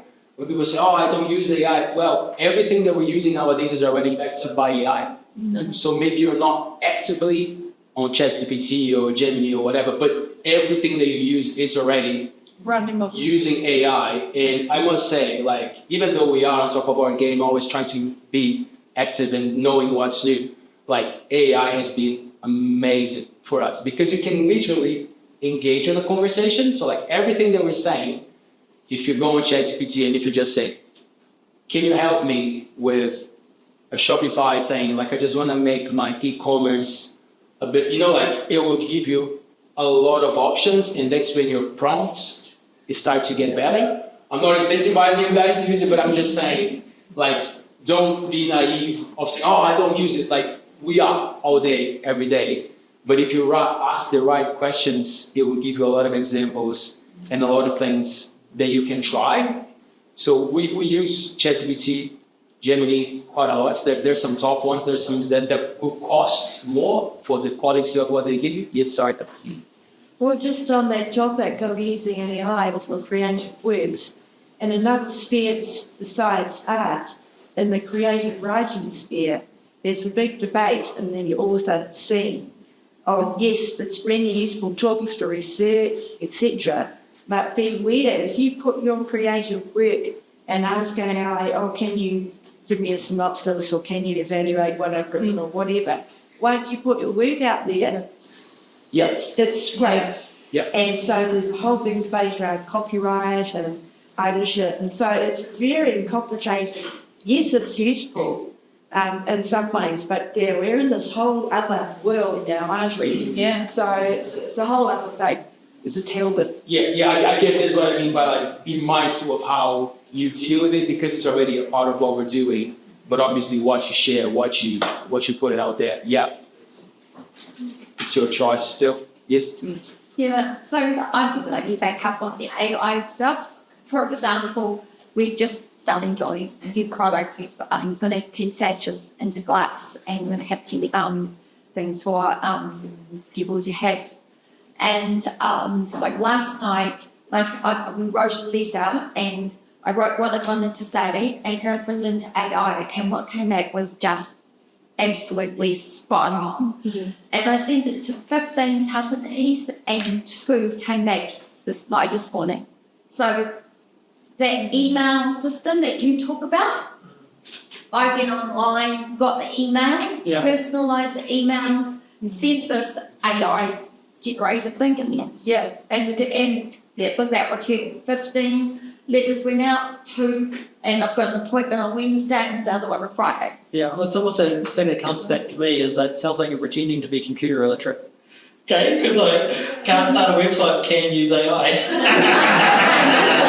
Busted. Get into it. Like, that's what I think. It's just a tools. It's like, imagine the old days when someone said, so there's people like, oh, FPOS comes out, we're not using FPOS, I'm doing cash on. Oh, okay, cash only, see how that goes. I'm still cash only, thank you very much. Cash only with AI. Government love The cave painters are probably like, rush, ridiculous. totally. Never catch on. Yeah. Hey, Laurie, with your targeted communications, is that more through Instagram, or is it Facebook as well, or is it just email? Sorry? Just email these days. No, but you said when you... No, okay, yes. Well, when I've done paid Instagram. Yeah. And so, mixture terms, like... The world between Facebook and Instagram, like I just worry about the Instagram because it's saying how to get my head around. Yeah. Like, do you need to be running both to be communicating with people? I just pick what I can manage. I can manage one daily. I've been posting. I can tell you honestly, the last 3 posts I did went up for 30 seconds. I don't know, I'm just dying at the moment with this. I just put stuff up. I look at them. I just I'm just feel like a clown. So I just take it down. So I'm in a bit of a transition myself with this. I seem to only manage one. Yeah. But I found that I know Facebook. Instagram is a mystery to me still. But I found that on Facebook, if you go to the corner at the top on the right, if you've got a business page, and there's a drop-down menu, you can click Meta Business Suite, and on there is the option to go to the planner, and then you can create a post, a story, whatever it is. And I've found that if I sit down and I schedule some time on a Monday morning, I'm better if I work with a story. Even though people will only see individual posts, for me, to get around it and to do it, I like to make posts that kind of lead on to each other and are a story as well. And so I'll schedule my posts for the week, and you can schedule them for both Facebook and Instagram. So I've had Instagram for about 13 years, but before this year I posted 3 photos. But this way, I'm doing both. Not really, I don't feel like I'm doing Instagram because I hardly ever check it. I don't really know how to use it very well, but all of those posts are still going there. So eventually, if I do, it'll be. Like on my Instagram, it does work for Facebook, but I just why do we have to have both worlds? I think do one and do another. Are there pros and cons? I would say, Facebook is for there's an older audience here on Facebook. I think my there's a audience- younger audience using Instagram. That's my general thinking, but I wasn't sure whether it was just. I sell more originals through Facebook because it's older people with money that are going on Facebook at night, and Instagram I sell the prints through. Because I'll post something on Instagram and I notice I get a print sale, or I post something on Facebook and then an original sells, and that's been the trend. Like the older, more financially stable, Yes. Facebook, and then the younger is Instagram. Can I ask one more question? Yeah. Sorry to Yeah. be cramping it. In terms of collating an email database, does that, and then communicate with people, you obviously have to, to be polite, and I suppose keep it legal, you have to ask permission. Like, is that literally a manual type process where you just accrue? Yeah, so People get in touch and then they'll say, mainly through the website. So there's a few spots on my website where you can tick the box, and if you buy something, when you go to the checkout, you can tick the box if you want to join the user. so it's a little bit of a chicken and egg thing, you can, once you've got a correct database and you've got a listening audience, you can be putting comms out, but at some point, people still have to be directed to a website or a place to gather their data. I've got also a great tip for you. Unfortunately, I was watching the phone just to work that at the back, but I was at Tony Slide Potter's regular the other day. Old school, he's got amazing tech and IT, and he does it incredibly well. He's also got a bowl up on the desk, and it's like a weekly giveaway from Trench or something like that, where he does it from Scented Candle, and you just put either your business card or he's got a little bit of paper, you can write your name and you go in the draw for a cup or a Scented Candle every week. And I was like, why don't you just get old cash register or something near Tony? But while I was chatting to him, about 10 people walked through a shop, went through their thing, and so it's that gradual accumulation. It's like I might have 1,000 or 10,000 emails. Get one email, get two emails. Like in your shop, if you just had a print and the thing that said, and your name with everyone can stay in contact. If I asked you in 5 years, you'd have 1,000 people. I did that over Open Studios, and it goes great, and I didn't collect it, because I didn't care. But it's very stupid, really. Yeah. That's where most of my Well, because I didn't care, I didn't think to care. Yeah. And it's boring. Yeah. But it's boring but necessary, unfortunately. okay. So, Jay, do you like to So do you think that would work Yeah. like say if you were a regular guy, say to markets and something like that, Yeah. say you could do a campaign before Christmas, say put do a poll and get people to put their name. Absolutely. You're a good example, right? I don't mean to put you on the spot here, but from a purely business, what you're saying now, being sarcastic, what you're saying is that I've got a fold-out table somewhere in the Coromandel on this day, in this weather, on these roads, to 5 million people in New Zealand. Can you get to the Colville community? You know what I mean? Like, it's like, there's 8 billion people in the world, and if you're selling postcards, you can reach them all for Whiringa. And so it's like, what's the closest you can get? And if that same thing of like, if you have to sit in your house, I'm not sure what you make the glass, some kind of glassware, then you've got these key points of the year, like Christmas, where it's my busiest time of the year. It's like more than probably 65% of all sales is December. Okay, for me, so it's super important. This idea that people are going to drive from all around the country to my studio at Mount Maunganui and lie in the driveway to buy a mug here. It's just like, I have to reach out and go, hey guys, remember me? Remember that great mug you brought me at that market that time? Well, I've got some great stuff for Christmas, and you make it Christmas is 2 weeks away. Check out and follow this link. But that's how it works. All of this from a business card in a box. So, I think it would be cool to show a little bit of your website. And I just want to say one quick thing before we go through that. The platform thing, Taylor and I went to a conference for content creators in New Zealand. Yeah. So YouTube was there, Meta was there, because for the ones who don't know, Instagram and Facebook are under the same umbrella. So your information is there anyways. Your choice if you want to use one or the other. But they are both Meta, Facebook and Instagram. And TikTok is a separate thing. That's why they look like each other. Right? So you can use a third app that you can actually post in all of them. So you can use an app that will post on TikTok, Instagram, Facebook, whatever. But here's the catch. What those people were saying in the conference, that obviously they want you to spend more time in their platform. Of course, that's why Instagram now has its own editor. So like you could always edit the clips, but now it's a way better. It's called edits.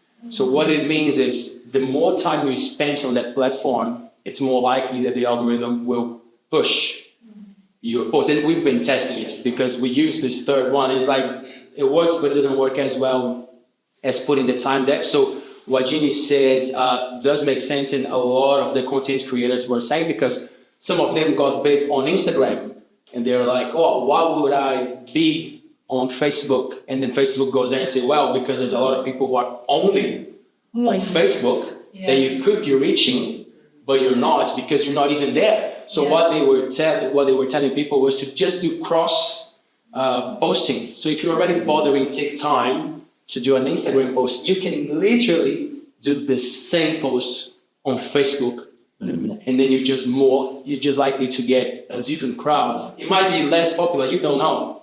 But so Ginney got the one of having the meta suits, maybe saves a lot of time.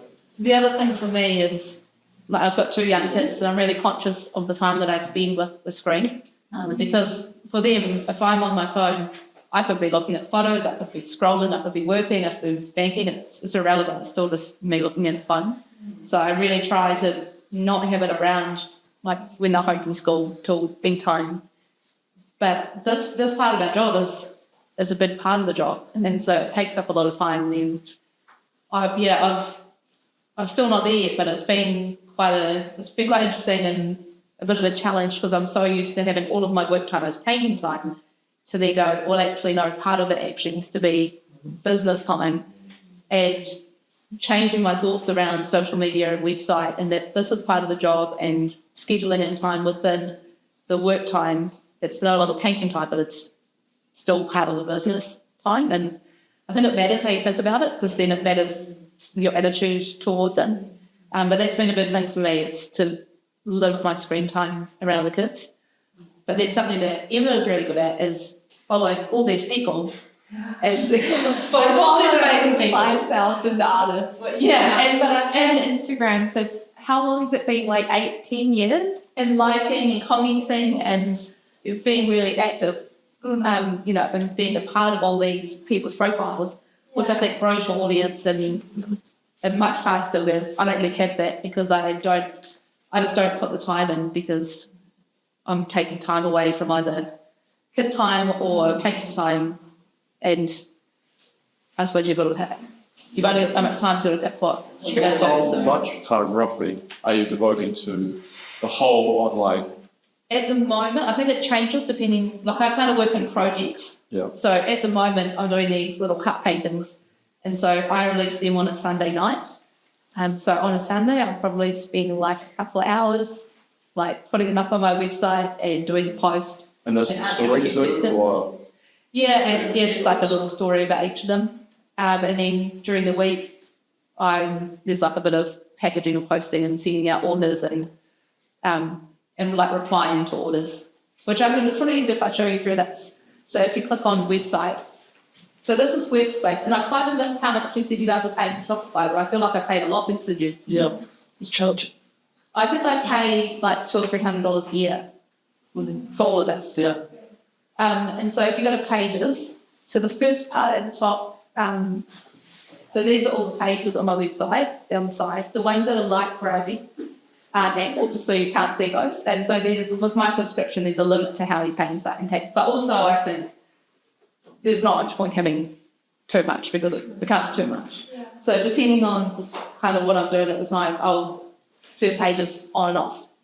And so that's really easy to do by just clicking on settings. And then then you've gone to so go into the canvas prints at the top there. So if you go in then you've got all the things down the side, and maybe just the top line if you click on that side here. So this is what you see on this side, and then this is what I've seen, and I'll be working on the website. So yeah, if you double click on that. So jealous of puns.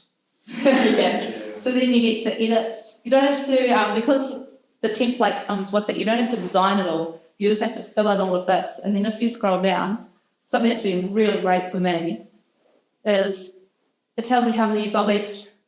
So I'm always trying to keep track of my work, and for some reason I find it really difficult, because there's so many different things in different places, and so that counts as stock for me, which has been really handy.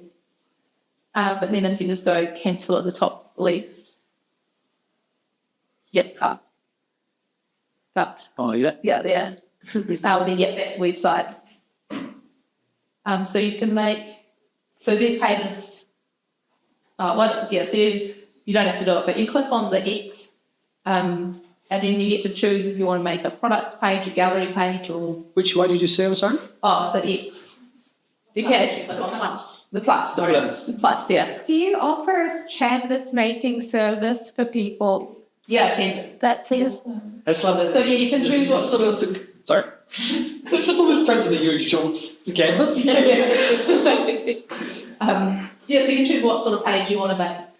I find like it's got better over the years and it's become quite kind of self-explanatory. But then if you go up to home in the top there, so there's this part of it, and then if you go home, if you go down to analytics, this is really neat. It tells you how many people have been on the website. So, like if I release one of these cut prints on Sunday, it then shows me how many people have seen that post on social media, clicked the link, and then gone to my website. And I can see, and then over time, you can see like what are the best times of day. Like I've found that doing something like this consistently every Sunday that's predictable has been quite good. You know, tell That's a Squarespace. There's a Squarespace. Your social media is best, so here as well, so you can follow. It's not linked, but on the post that I put up about the paintings, at the bottom I say, if you want to see them or have all the information, here's the link. So you have to click on that and it will take you to the website. And then also, I think if you go engagement, it tells you which pages people are looking at. And then, this is all a bit much for me. Bounce rate and exit rate, that's all beyond me at the moment. But I think it's about how long people stay on your pages and then where they go to from there. So I think when I understand it, that'd be useful. Only if you're willing to paint, like what? Yeah. Well. And then the other thing, maybe email campaigns. There's also in there where you can put in shipping options and so I maybe just do the first one. That was the last email.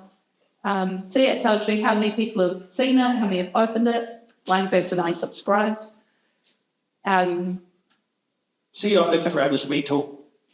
It is Mental. not If you're not much. no, great. If you're I don't know, placemakers or Woolworths, it's 12% as that standard open rate. If you're more than 50%, it's mental. Oh, yeah. Yeah, so the number Mine sometimes goes to my spam, to my spam when I made the promotions. Surely if it's going to go to somebody's email inbox, it'll be mine and not spam. So that's a bit frustrating. I haven't worked with that out. And it tells you the clicks at the bottom. So from the email, there's you might be able to go onto it, but it tells you how many people have gone to which pages on the website from the newsletter. Oh, that's the other thing about the newsletter. So the social media I've found is a really cool way to show people who you are, what you do, and your story and your work, and direct them to go to your website. And then the newsletter is the same.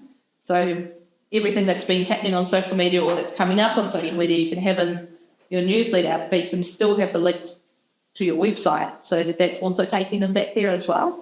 Like the newsletter's on your social media. The newsletter will go to your inbox. So if you're on my newsletter, you'll get it in your inbox, your email, and you might go, I love that painting, click on it, and then be directed to my website. So all your the social media, Facebook and your Instagram, to get through to your website, there's just a link, and they just click on just click it. Yeah. So that's specific painting? Straight away? Or you just Or I can choose. Yeah. Yeah, so you just have to. I wonder if I can go into that. So if you go, just click on email campaigns again. And if you click on drafts, I'm not sure what I've got in the drafts, but maybe go to that second one, the no subject one. I actually forgot that I wrote this email and couldn't send it. If you go, just click on it, I think it goes to, and then edit. Yes, I can actually see this one because I forgot that I started writing. And So then you get this bar down the bottom. So you can click on the text or the photo, and then it gives you different options. So you can, yeah. But it's just like a Word doc. It's just like a Word doc. They're really, what's the predictor now? Yeah, and so you can put in, if you just click on, if you go to the top of the text, just down, see that cross or X cross? Yeah, if you click on that, then you can add in between the photo and the text. You can either put more text or you can put a button. And then if you click on the button, you can do it. Yeah, and then you can just write in the button what you want it to be. And then over here at the top, you just copy and paste the link. So whatever page on my website, you just paste it in there. And then when people click on that button, it'll go to that page on the website. So I mean, that's a good example of when you'd send them straight to that painting. So that you say, this painting's awesome, it's now available, go to the painting. You know, so that you're not forcing people to trawl through all your shit. You try, the whole idea of online sales is to try and reduce the barriers between, with consumption. Yeah. What about creating without digital image of your bike? Is it new? Yeah, good question. So the images that I take myself, like I often take photos like this that aren't the whole work because it's harder for people to just like to steal. Because photos are so good these days, and it's so easy just to copy work. So I try and take photos like this that are only half of it or on an angle where it doesn't, like it's cool when you can see the image, but it's not something that you could copy. And if I do have on the website and you've got the whole image, it's just a really low quality. So usually around 500, like half a megabyte, I think. I know roughly about that. So they can print it off and put it on their wall, but they can't. Yeah. That's made in the shop. Yeah. Do you have a professional camera or? I don't. No. So all the photos that I take for social media or for the website that I take myself, I just like to take my phone, or I've got like a reasonably nice SLR camera that I'll use. Oh, is it a good job? Yeah, but the photos that I use on the website of the finished paintings or the prints, they're just really low quality copies of my good photographs. And so the good photographs, I either go to Vaughan at Unicap. So for my small work, I go to him, and he does a great job. Or there's a guy that has a batch in Hahe that's an amazing photographer. So whenever he's here, usually it's got a lot of that, he'll come over and take photos for me, which is great. And so he's good at doing the vendor works. Or else, if he's not around, I take him to a company in Auckland called Freon, and they specialise in art photography. And like a big painting this size would probably cost maybe like $130 to $150 to be photographed. Yeah. But then you can send it off. It's worth it, and it's worth getting really good quality. I find Vaughan does a great job of all the smaller pieces. Like he's done all the cut pieces for me. Yeah. But yes, big ones I need to take to somewhere where there's a studio and set up for it properly.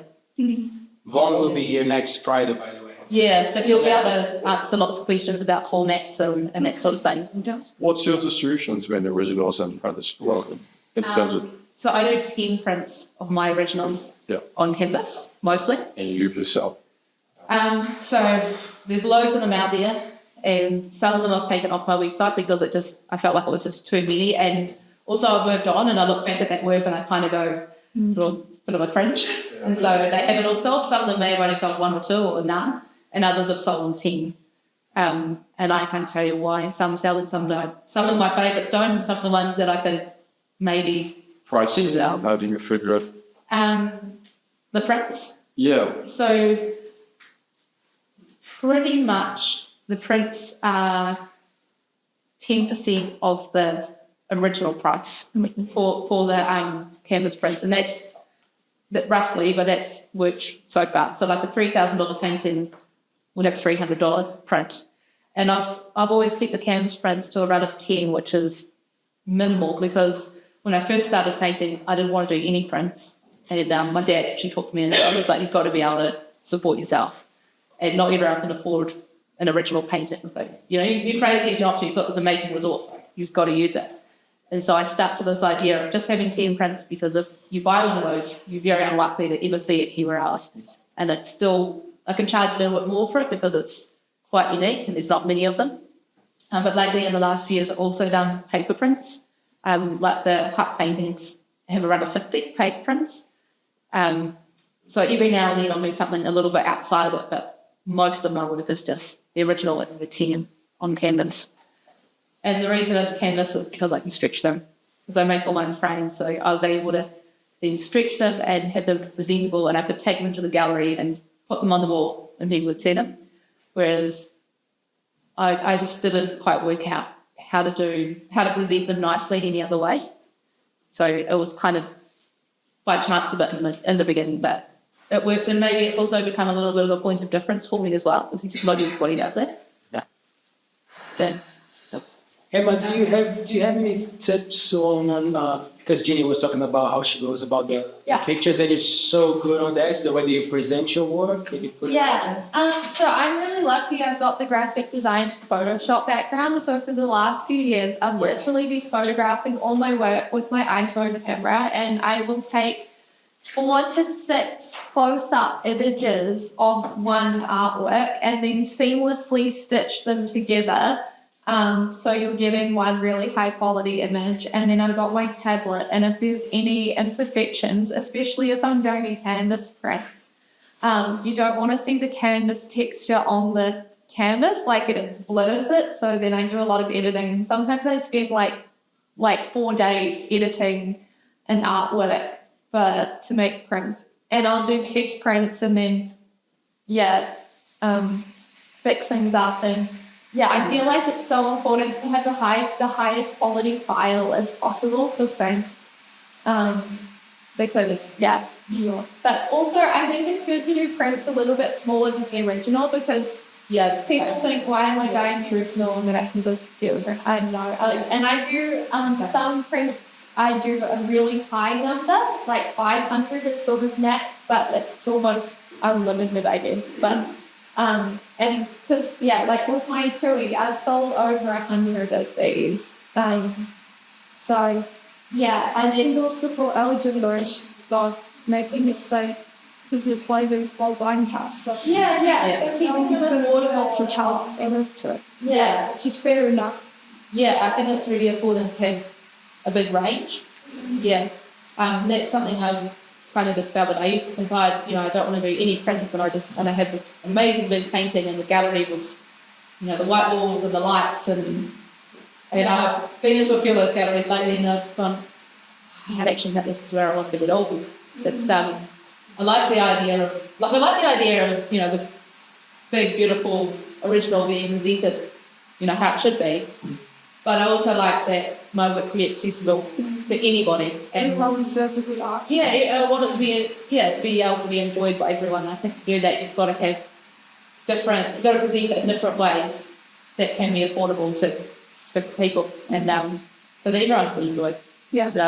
What about the pottery, Laurie, when it comes to that, when it comes to the difference of prices and making it affordable? You spoke a little bit about it, but if you can just... I guess Kia. Just curious, start singing to them.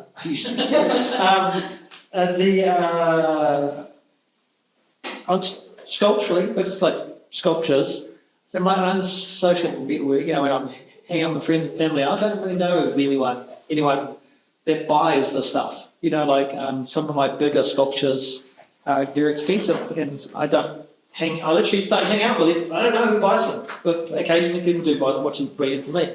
But oddly, the same people also buy a mug off me for $50 and come to a workshop with me. And so for them, it doesn't seem to be an issue.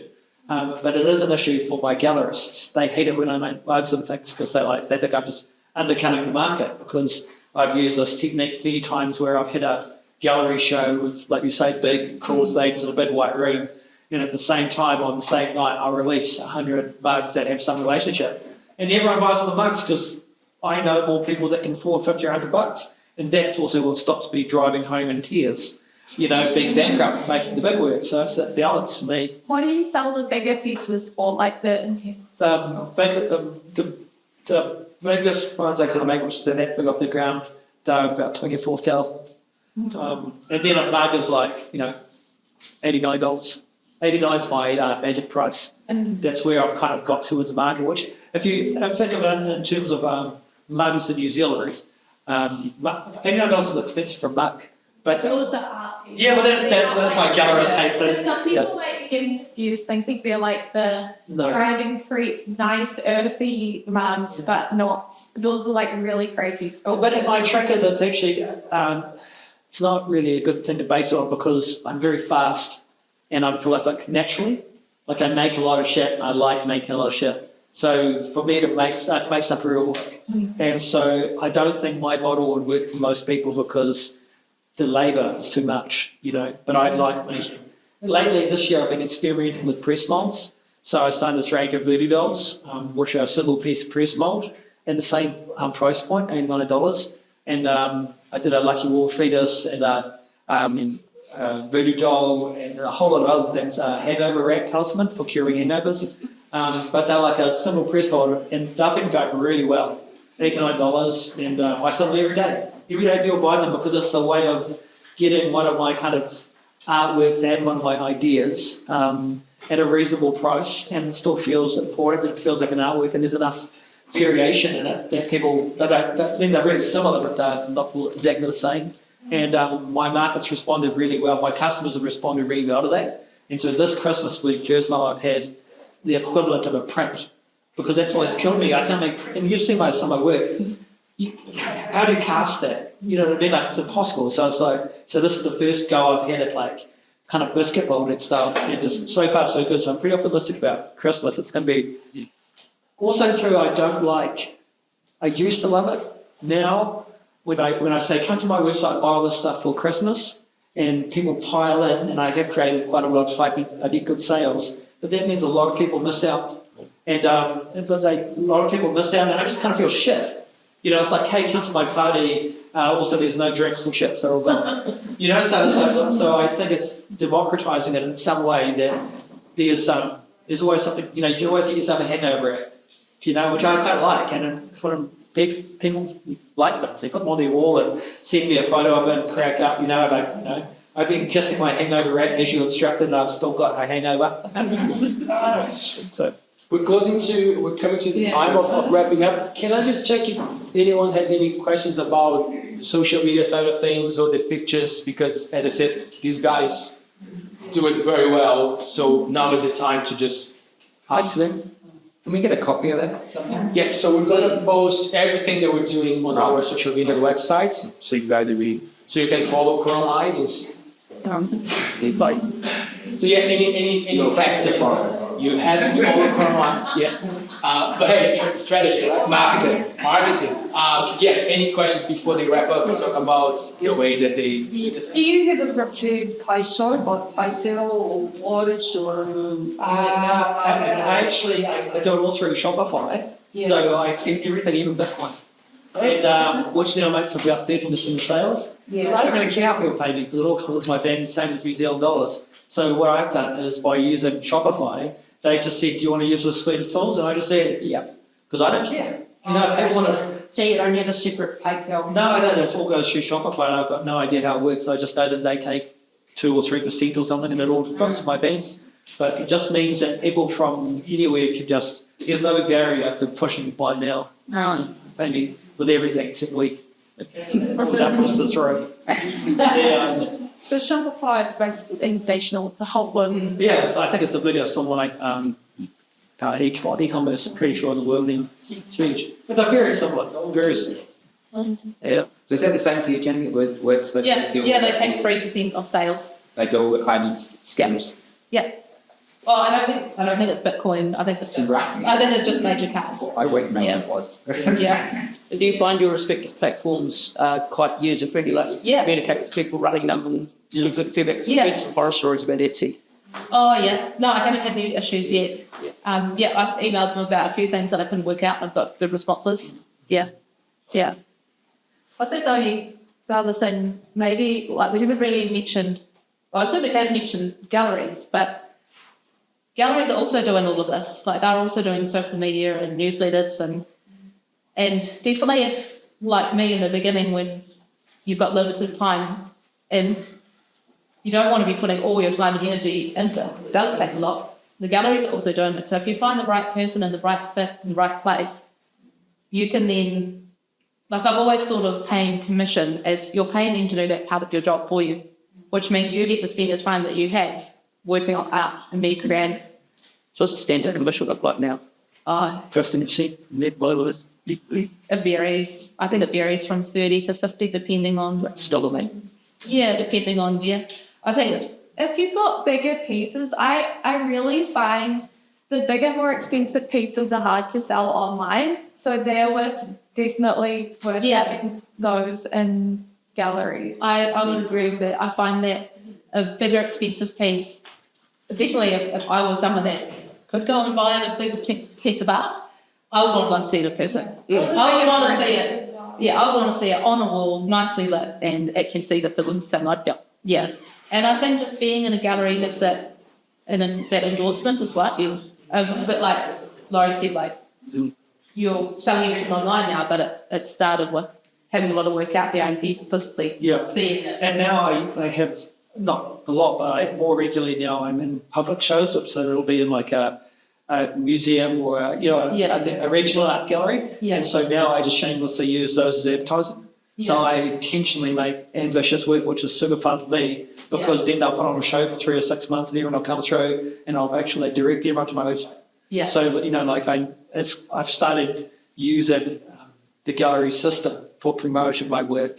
So I worry less about making stuff they can sell and use it more as an opportunity to show off. Do you use multiple galleries? So you have people... At the moment I have 2. We have one each, right? We have who does a wonderful job, and he's got lots of the criminal artists. And then I have a gallery in Christchurch as well, because I'm from Christchurch and I have family down there. For a while I had bits and pieces in lots of different places, but I found if I can't get there, it's really difficult. There's a lot of posting and packaging and sending, and then some work, especially prints, would get damaged, and it just wasn't worth the case at all. Whereas Christchurch, I visit there often, so I can and go in. I have actually sent work to a few exhibitions this year as well, so that's another thing I'd suggest doing, because so the one recently was down there in the Cargill, and I just sent 2 works down, and then there was one of that I sent. You had like a can that was 1.5 meters by 2. So look, that's quite a good way of trying out different places and getting your work seen without having to commit to producing like a whole body of work, or being in a gallery and having to then produce a lot of work. There's all sorts of art shows and like different towns have exhibitions, and schools have exhibitions, and I mean there's loads of them out there. There's the like the big stadium art and things. Yeah. So where do you find those? There's a really good Facebook page that has the one. Do you know what it is? It's I'll think about it. It's something like art shows and something around it. I think if you Googled it or searched it on Facebook. But there is a page and they are all on there and you get reminders of when they're coming up. But yeah, maybe if you're thinking of showing your art, like it can be a good way to start, just to enter an exhibition, like even if it's a local, like Auckland has loads. And just enter a couple of pieces and go along to the open night and see what it's like. And then not need to commit to like having to supply that gallery with work. And build your customer base. It's like just like you think I've got the outcome was always selling someone. Like I think having done this since I was 14, it's just a long game. It's a long game, and so I wish the stuff I knew when I was younger, I would have taken more care of the younger people who come to my shows who can afford to buy things, because they've all grown up and long become wealthy, can afford to buy stuff now. So building relationships, getting that email list going, starting really long-term relationships with the people that will keep buying your stuff worked out. It continues to work out well for me as I get older. Yeah, I've found the same. Yeah. So that idea of having shows in other places, it's worth it just to meet new people, exposure work to new people, but it's also kind of, if you can, get your claws into them somehow with their email address or something, so that you've got a way to keep the relationship going, or then you have a great gallerist that does that for you. Yeah. Are there any other questions? Or I think we've probably got way for our time. Sweet day. I think what we're doing here right now, because we're saying, how do I get to know these people? How do I do this? I think this is a good start. Well, there's a lot of people doing this already in the Coromandel, but that's one of the things that we're interested in doing. It's putting all of us together and exchange information. So coming as a platform is really helping us to do this. So we'll be posting everything that we're talking about on our socials and on our websites. And then feel free to just, chat, talk to these guys, get their contacts, follow them on social media, follow each other. I guess that's one of the biggest things, when you can follow each other and collaborate. There are options where you can do collaborations and tag your friends, your artist friends, because then more people get to see you. And I, at the start, I mentioned that I would just tell you guys about some cool things that we're doing. So I think I'll just wrap it up with that, if it's all good. So a lot of the work that we've been focusing on is to facilitate the artist's life, because as I said, we deal with a lot of you guys, and then sometimes we can see spaces where there could be improvements. So we're just really putting our hands up and just letting you guys know that we are here for that as well. So if there are parts of the process that you're struggling with, or you don't like doing, or you think you could do better, we're here to listen and see how we can help. Some of them will definitely come as a service that we'll charge, but some others, it might be just simple as, talk to Emma, or talk to this guy, this person might know, so that's what we're trying to do, create a nice, safe hub. Ways to support Coromind, becoming a member. So on our website, you have a big thing at the top, become a member. We put an iPad over there that you can also sign up. It's free to become a member, and then you get everything that we're doing on your email. And you can also give a little koha for us there. If you subscribe as a premium partner, we take the magazine to your house, and then Mick knows we come to the magazine every month. We drop the magazine off, we have a chat. It's just a way to support. The magazine is free. It costs us a lot to do the magazine, but it's paying off. So if more artists get on board and support us, obviously we can support more people. Coming to our events is another massive way to support. Spreading the word about the magazine. The magazine is free, and you can just share the love, pick up at a cafe and share with your friends. A lot of people ask us, how do we go about featuring Coromind? We know a lot of people, but we don't know everyone in the area. So literally reach out, let us know, send us a message. This is what I do, and some people we choose to feature because the magazine has a flow, and there's a lot of artists in the Coromandel, and there's a lot of mediums. So we try to be as diverse as we can. So we go little by little, but some people have the position to actually pay for a feature, or they're having a big exhibition and they have money for that, and then we'll obviously give priority to that because we have to survive as well. And then we go the extra mile using our platforms, our social media and websites to promote artists. And we're very transparent. We're just going to say it. This is what it is. We can help this for free 100%. Or if you want more, this will cost. It's just how it works. But a lot of the things are made with love because we want to thrive as a platform that it has a lot of artists involved. So yeah, we're supporting a lot of artists out there. And then Taylor, hi. Hi. So I'd just like to endorse, we paid for a feature in February for going into Mercury Bag Art and Stab. We had the most successful Mercury Bag Art and Stab you have ever had. And it was absolutely fantastic. I'll put a lot of that down to what we had in the February ready for the March rollout. So yeah, I'm just saying that feature was really worth it. Thank you. Actually, I just want to show some of the stuff we're doing on the website that I don't know if you guys access our website before, but we're putting some stuff like gig guides that you can just come here and check what is going in the area. And it's not just Fitianga, it's the whole Coromandel. So the way we did was we are collab with Event Finder. So if you register your events there, automatically just show up here. So that's a free platform. That's a free. If you go for free on Event Finder, Coromind will show. So that's a good one to know.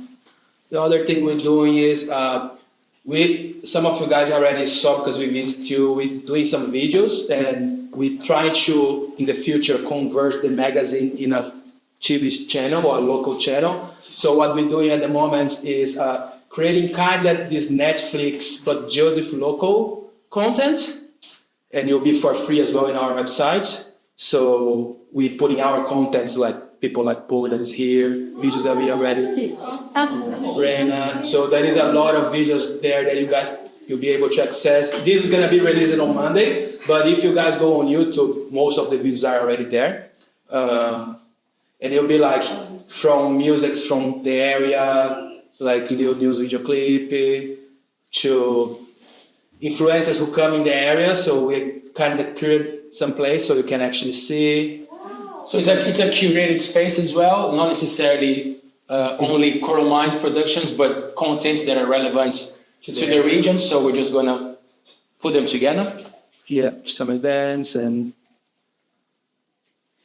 kind of like a streaming platform, local streaming platform. Oh, thank you. And then the other thing as well that we're doing is our shop.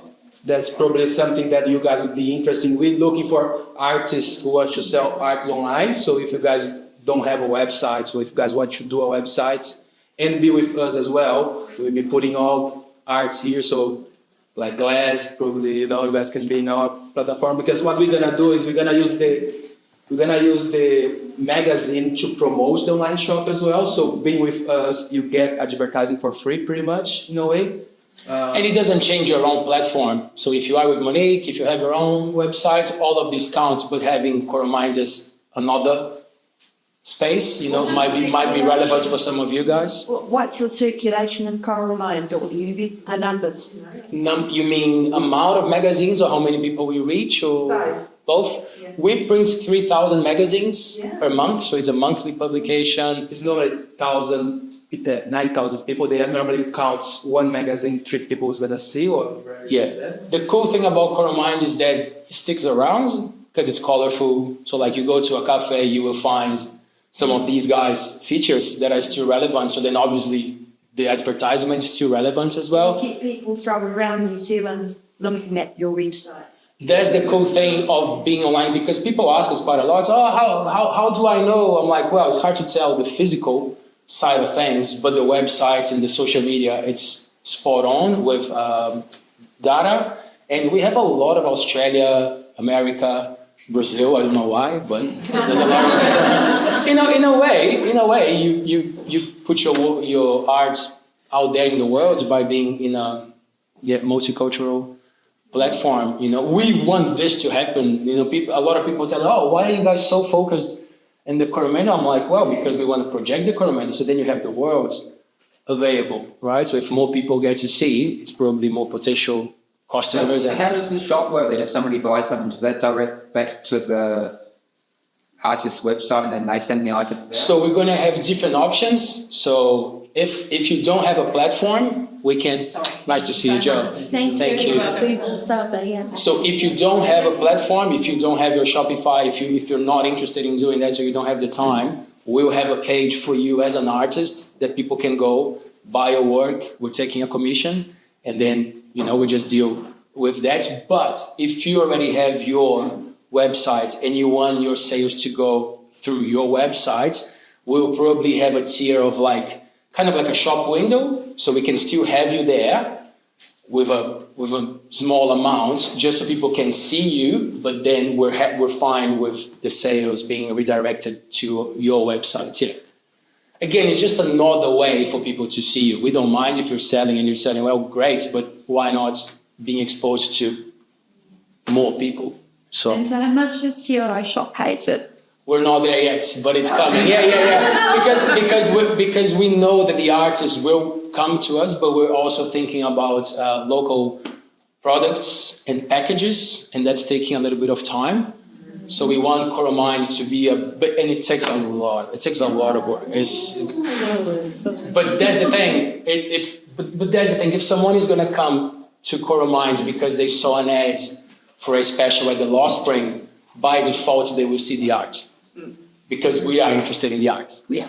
So that's how we want to grow. That's how we want to bring the art scene to life, is getting the best out of the region and putting the arts together. Yeah. What else, Taylor? I think that's it. That's it? Cool. So guys, we're doing 3 more sessions. Most of you, as I said, have signed up, which we appreciate. So next Friday, We have Emma and Ginney coming back, and we're also going to have Vaughn, which they mentioned works for Fujifilm in town, and he takes care of a lot of prints for a lot of the local artists. So that would be a cool session to talk about prints. Should I make prints? Should I not? How much should I charge for my work? Merchandise in general. Merch, Stickers. Yeah. books, and I must say probably the thing that we sold the most at our arts gallery over summer was Emma's book. It was amazing. Yeah, so many. And the stickers, Yeah. of course, and Ginney's stickers. Yeah, there you go. So next Friday we'll be covering that. If you haven't signed up, just click me an email or just write your name down. And then we take a break and we come back end of September.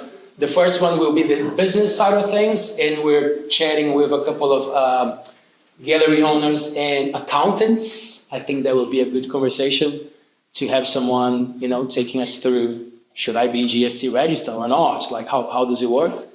And then the last one, a big celebration, and we're going to talk about the mental health side of things, dealing with everything that we're talking about and still being creative. So yeah, if you guys are keen, we'll be here for 3 more Fridays. And you're also supporting the Fitsianga Community Social Services. These guys are amazing. They do a lot of cool things for the community. That's why we chose to come here and do it for free so we can support them as well. Gosh, I'm talking a lot more than you, Laurie. So, what we're going to... sorry, one more thing. One more thing. For choosing coordinated. That's exactly what I was going. I forgot. We're so stoked. Coral Mind is the biggest partner now for the Coromandel Open Art Studio. So we're coming as partners.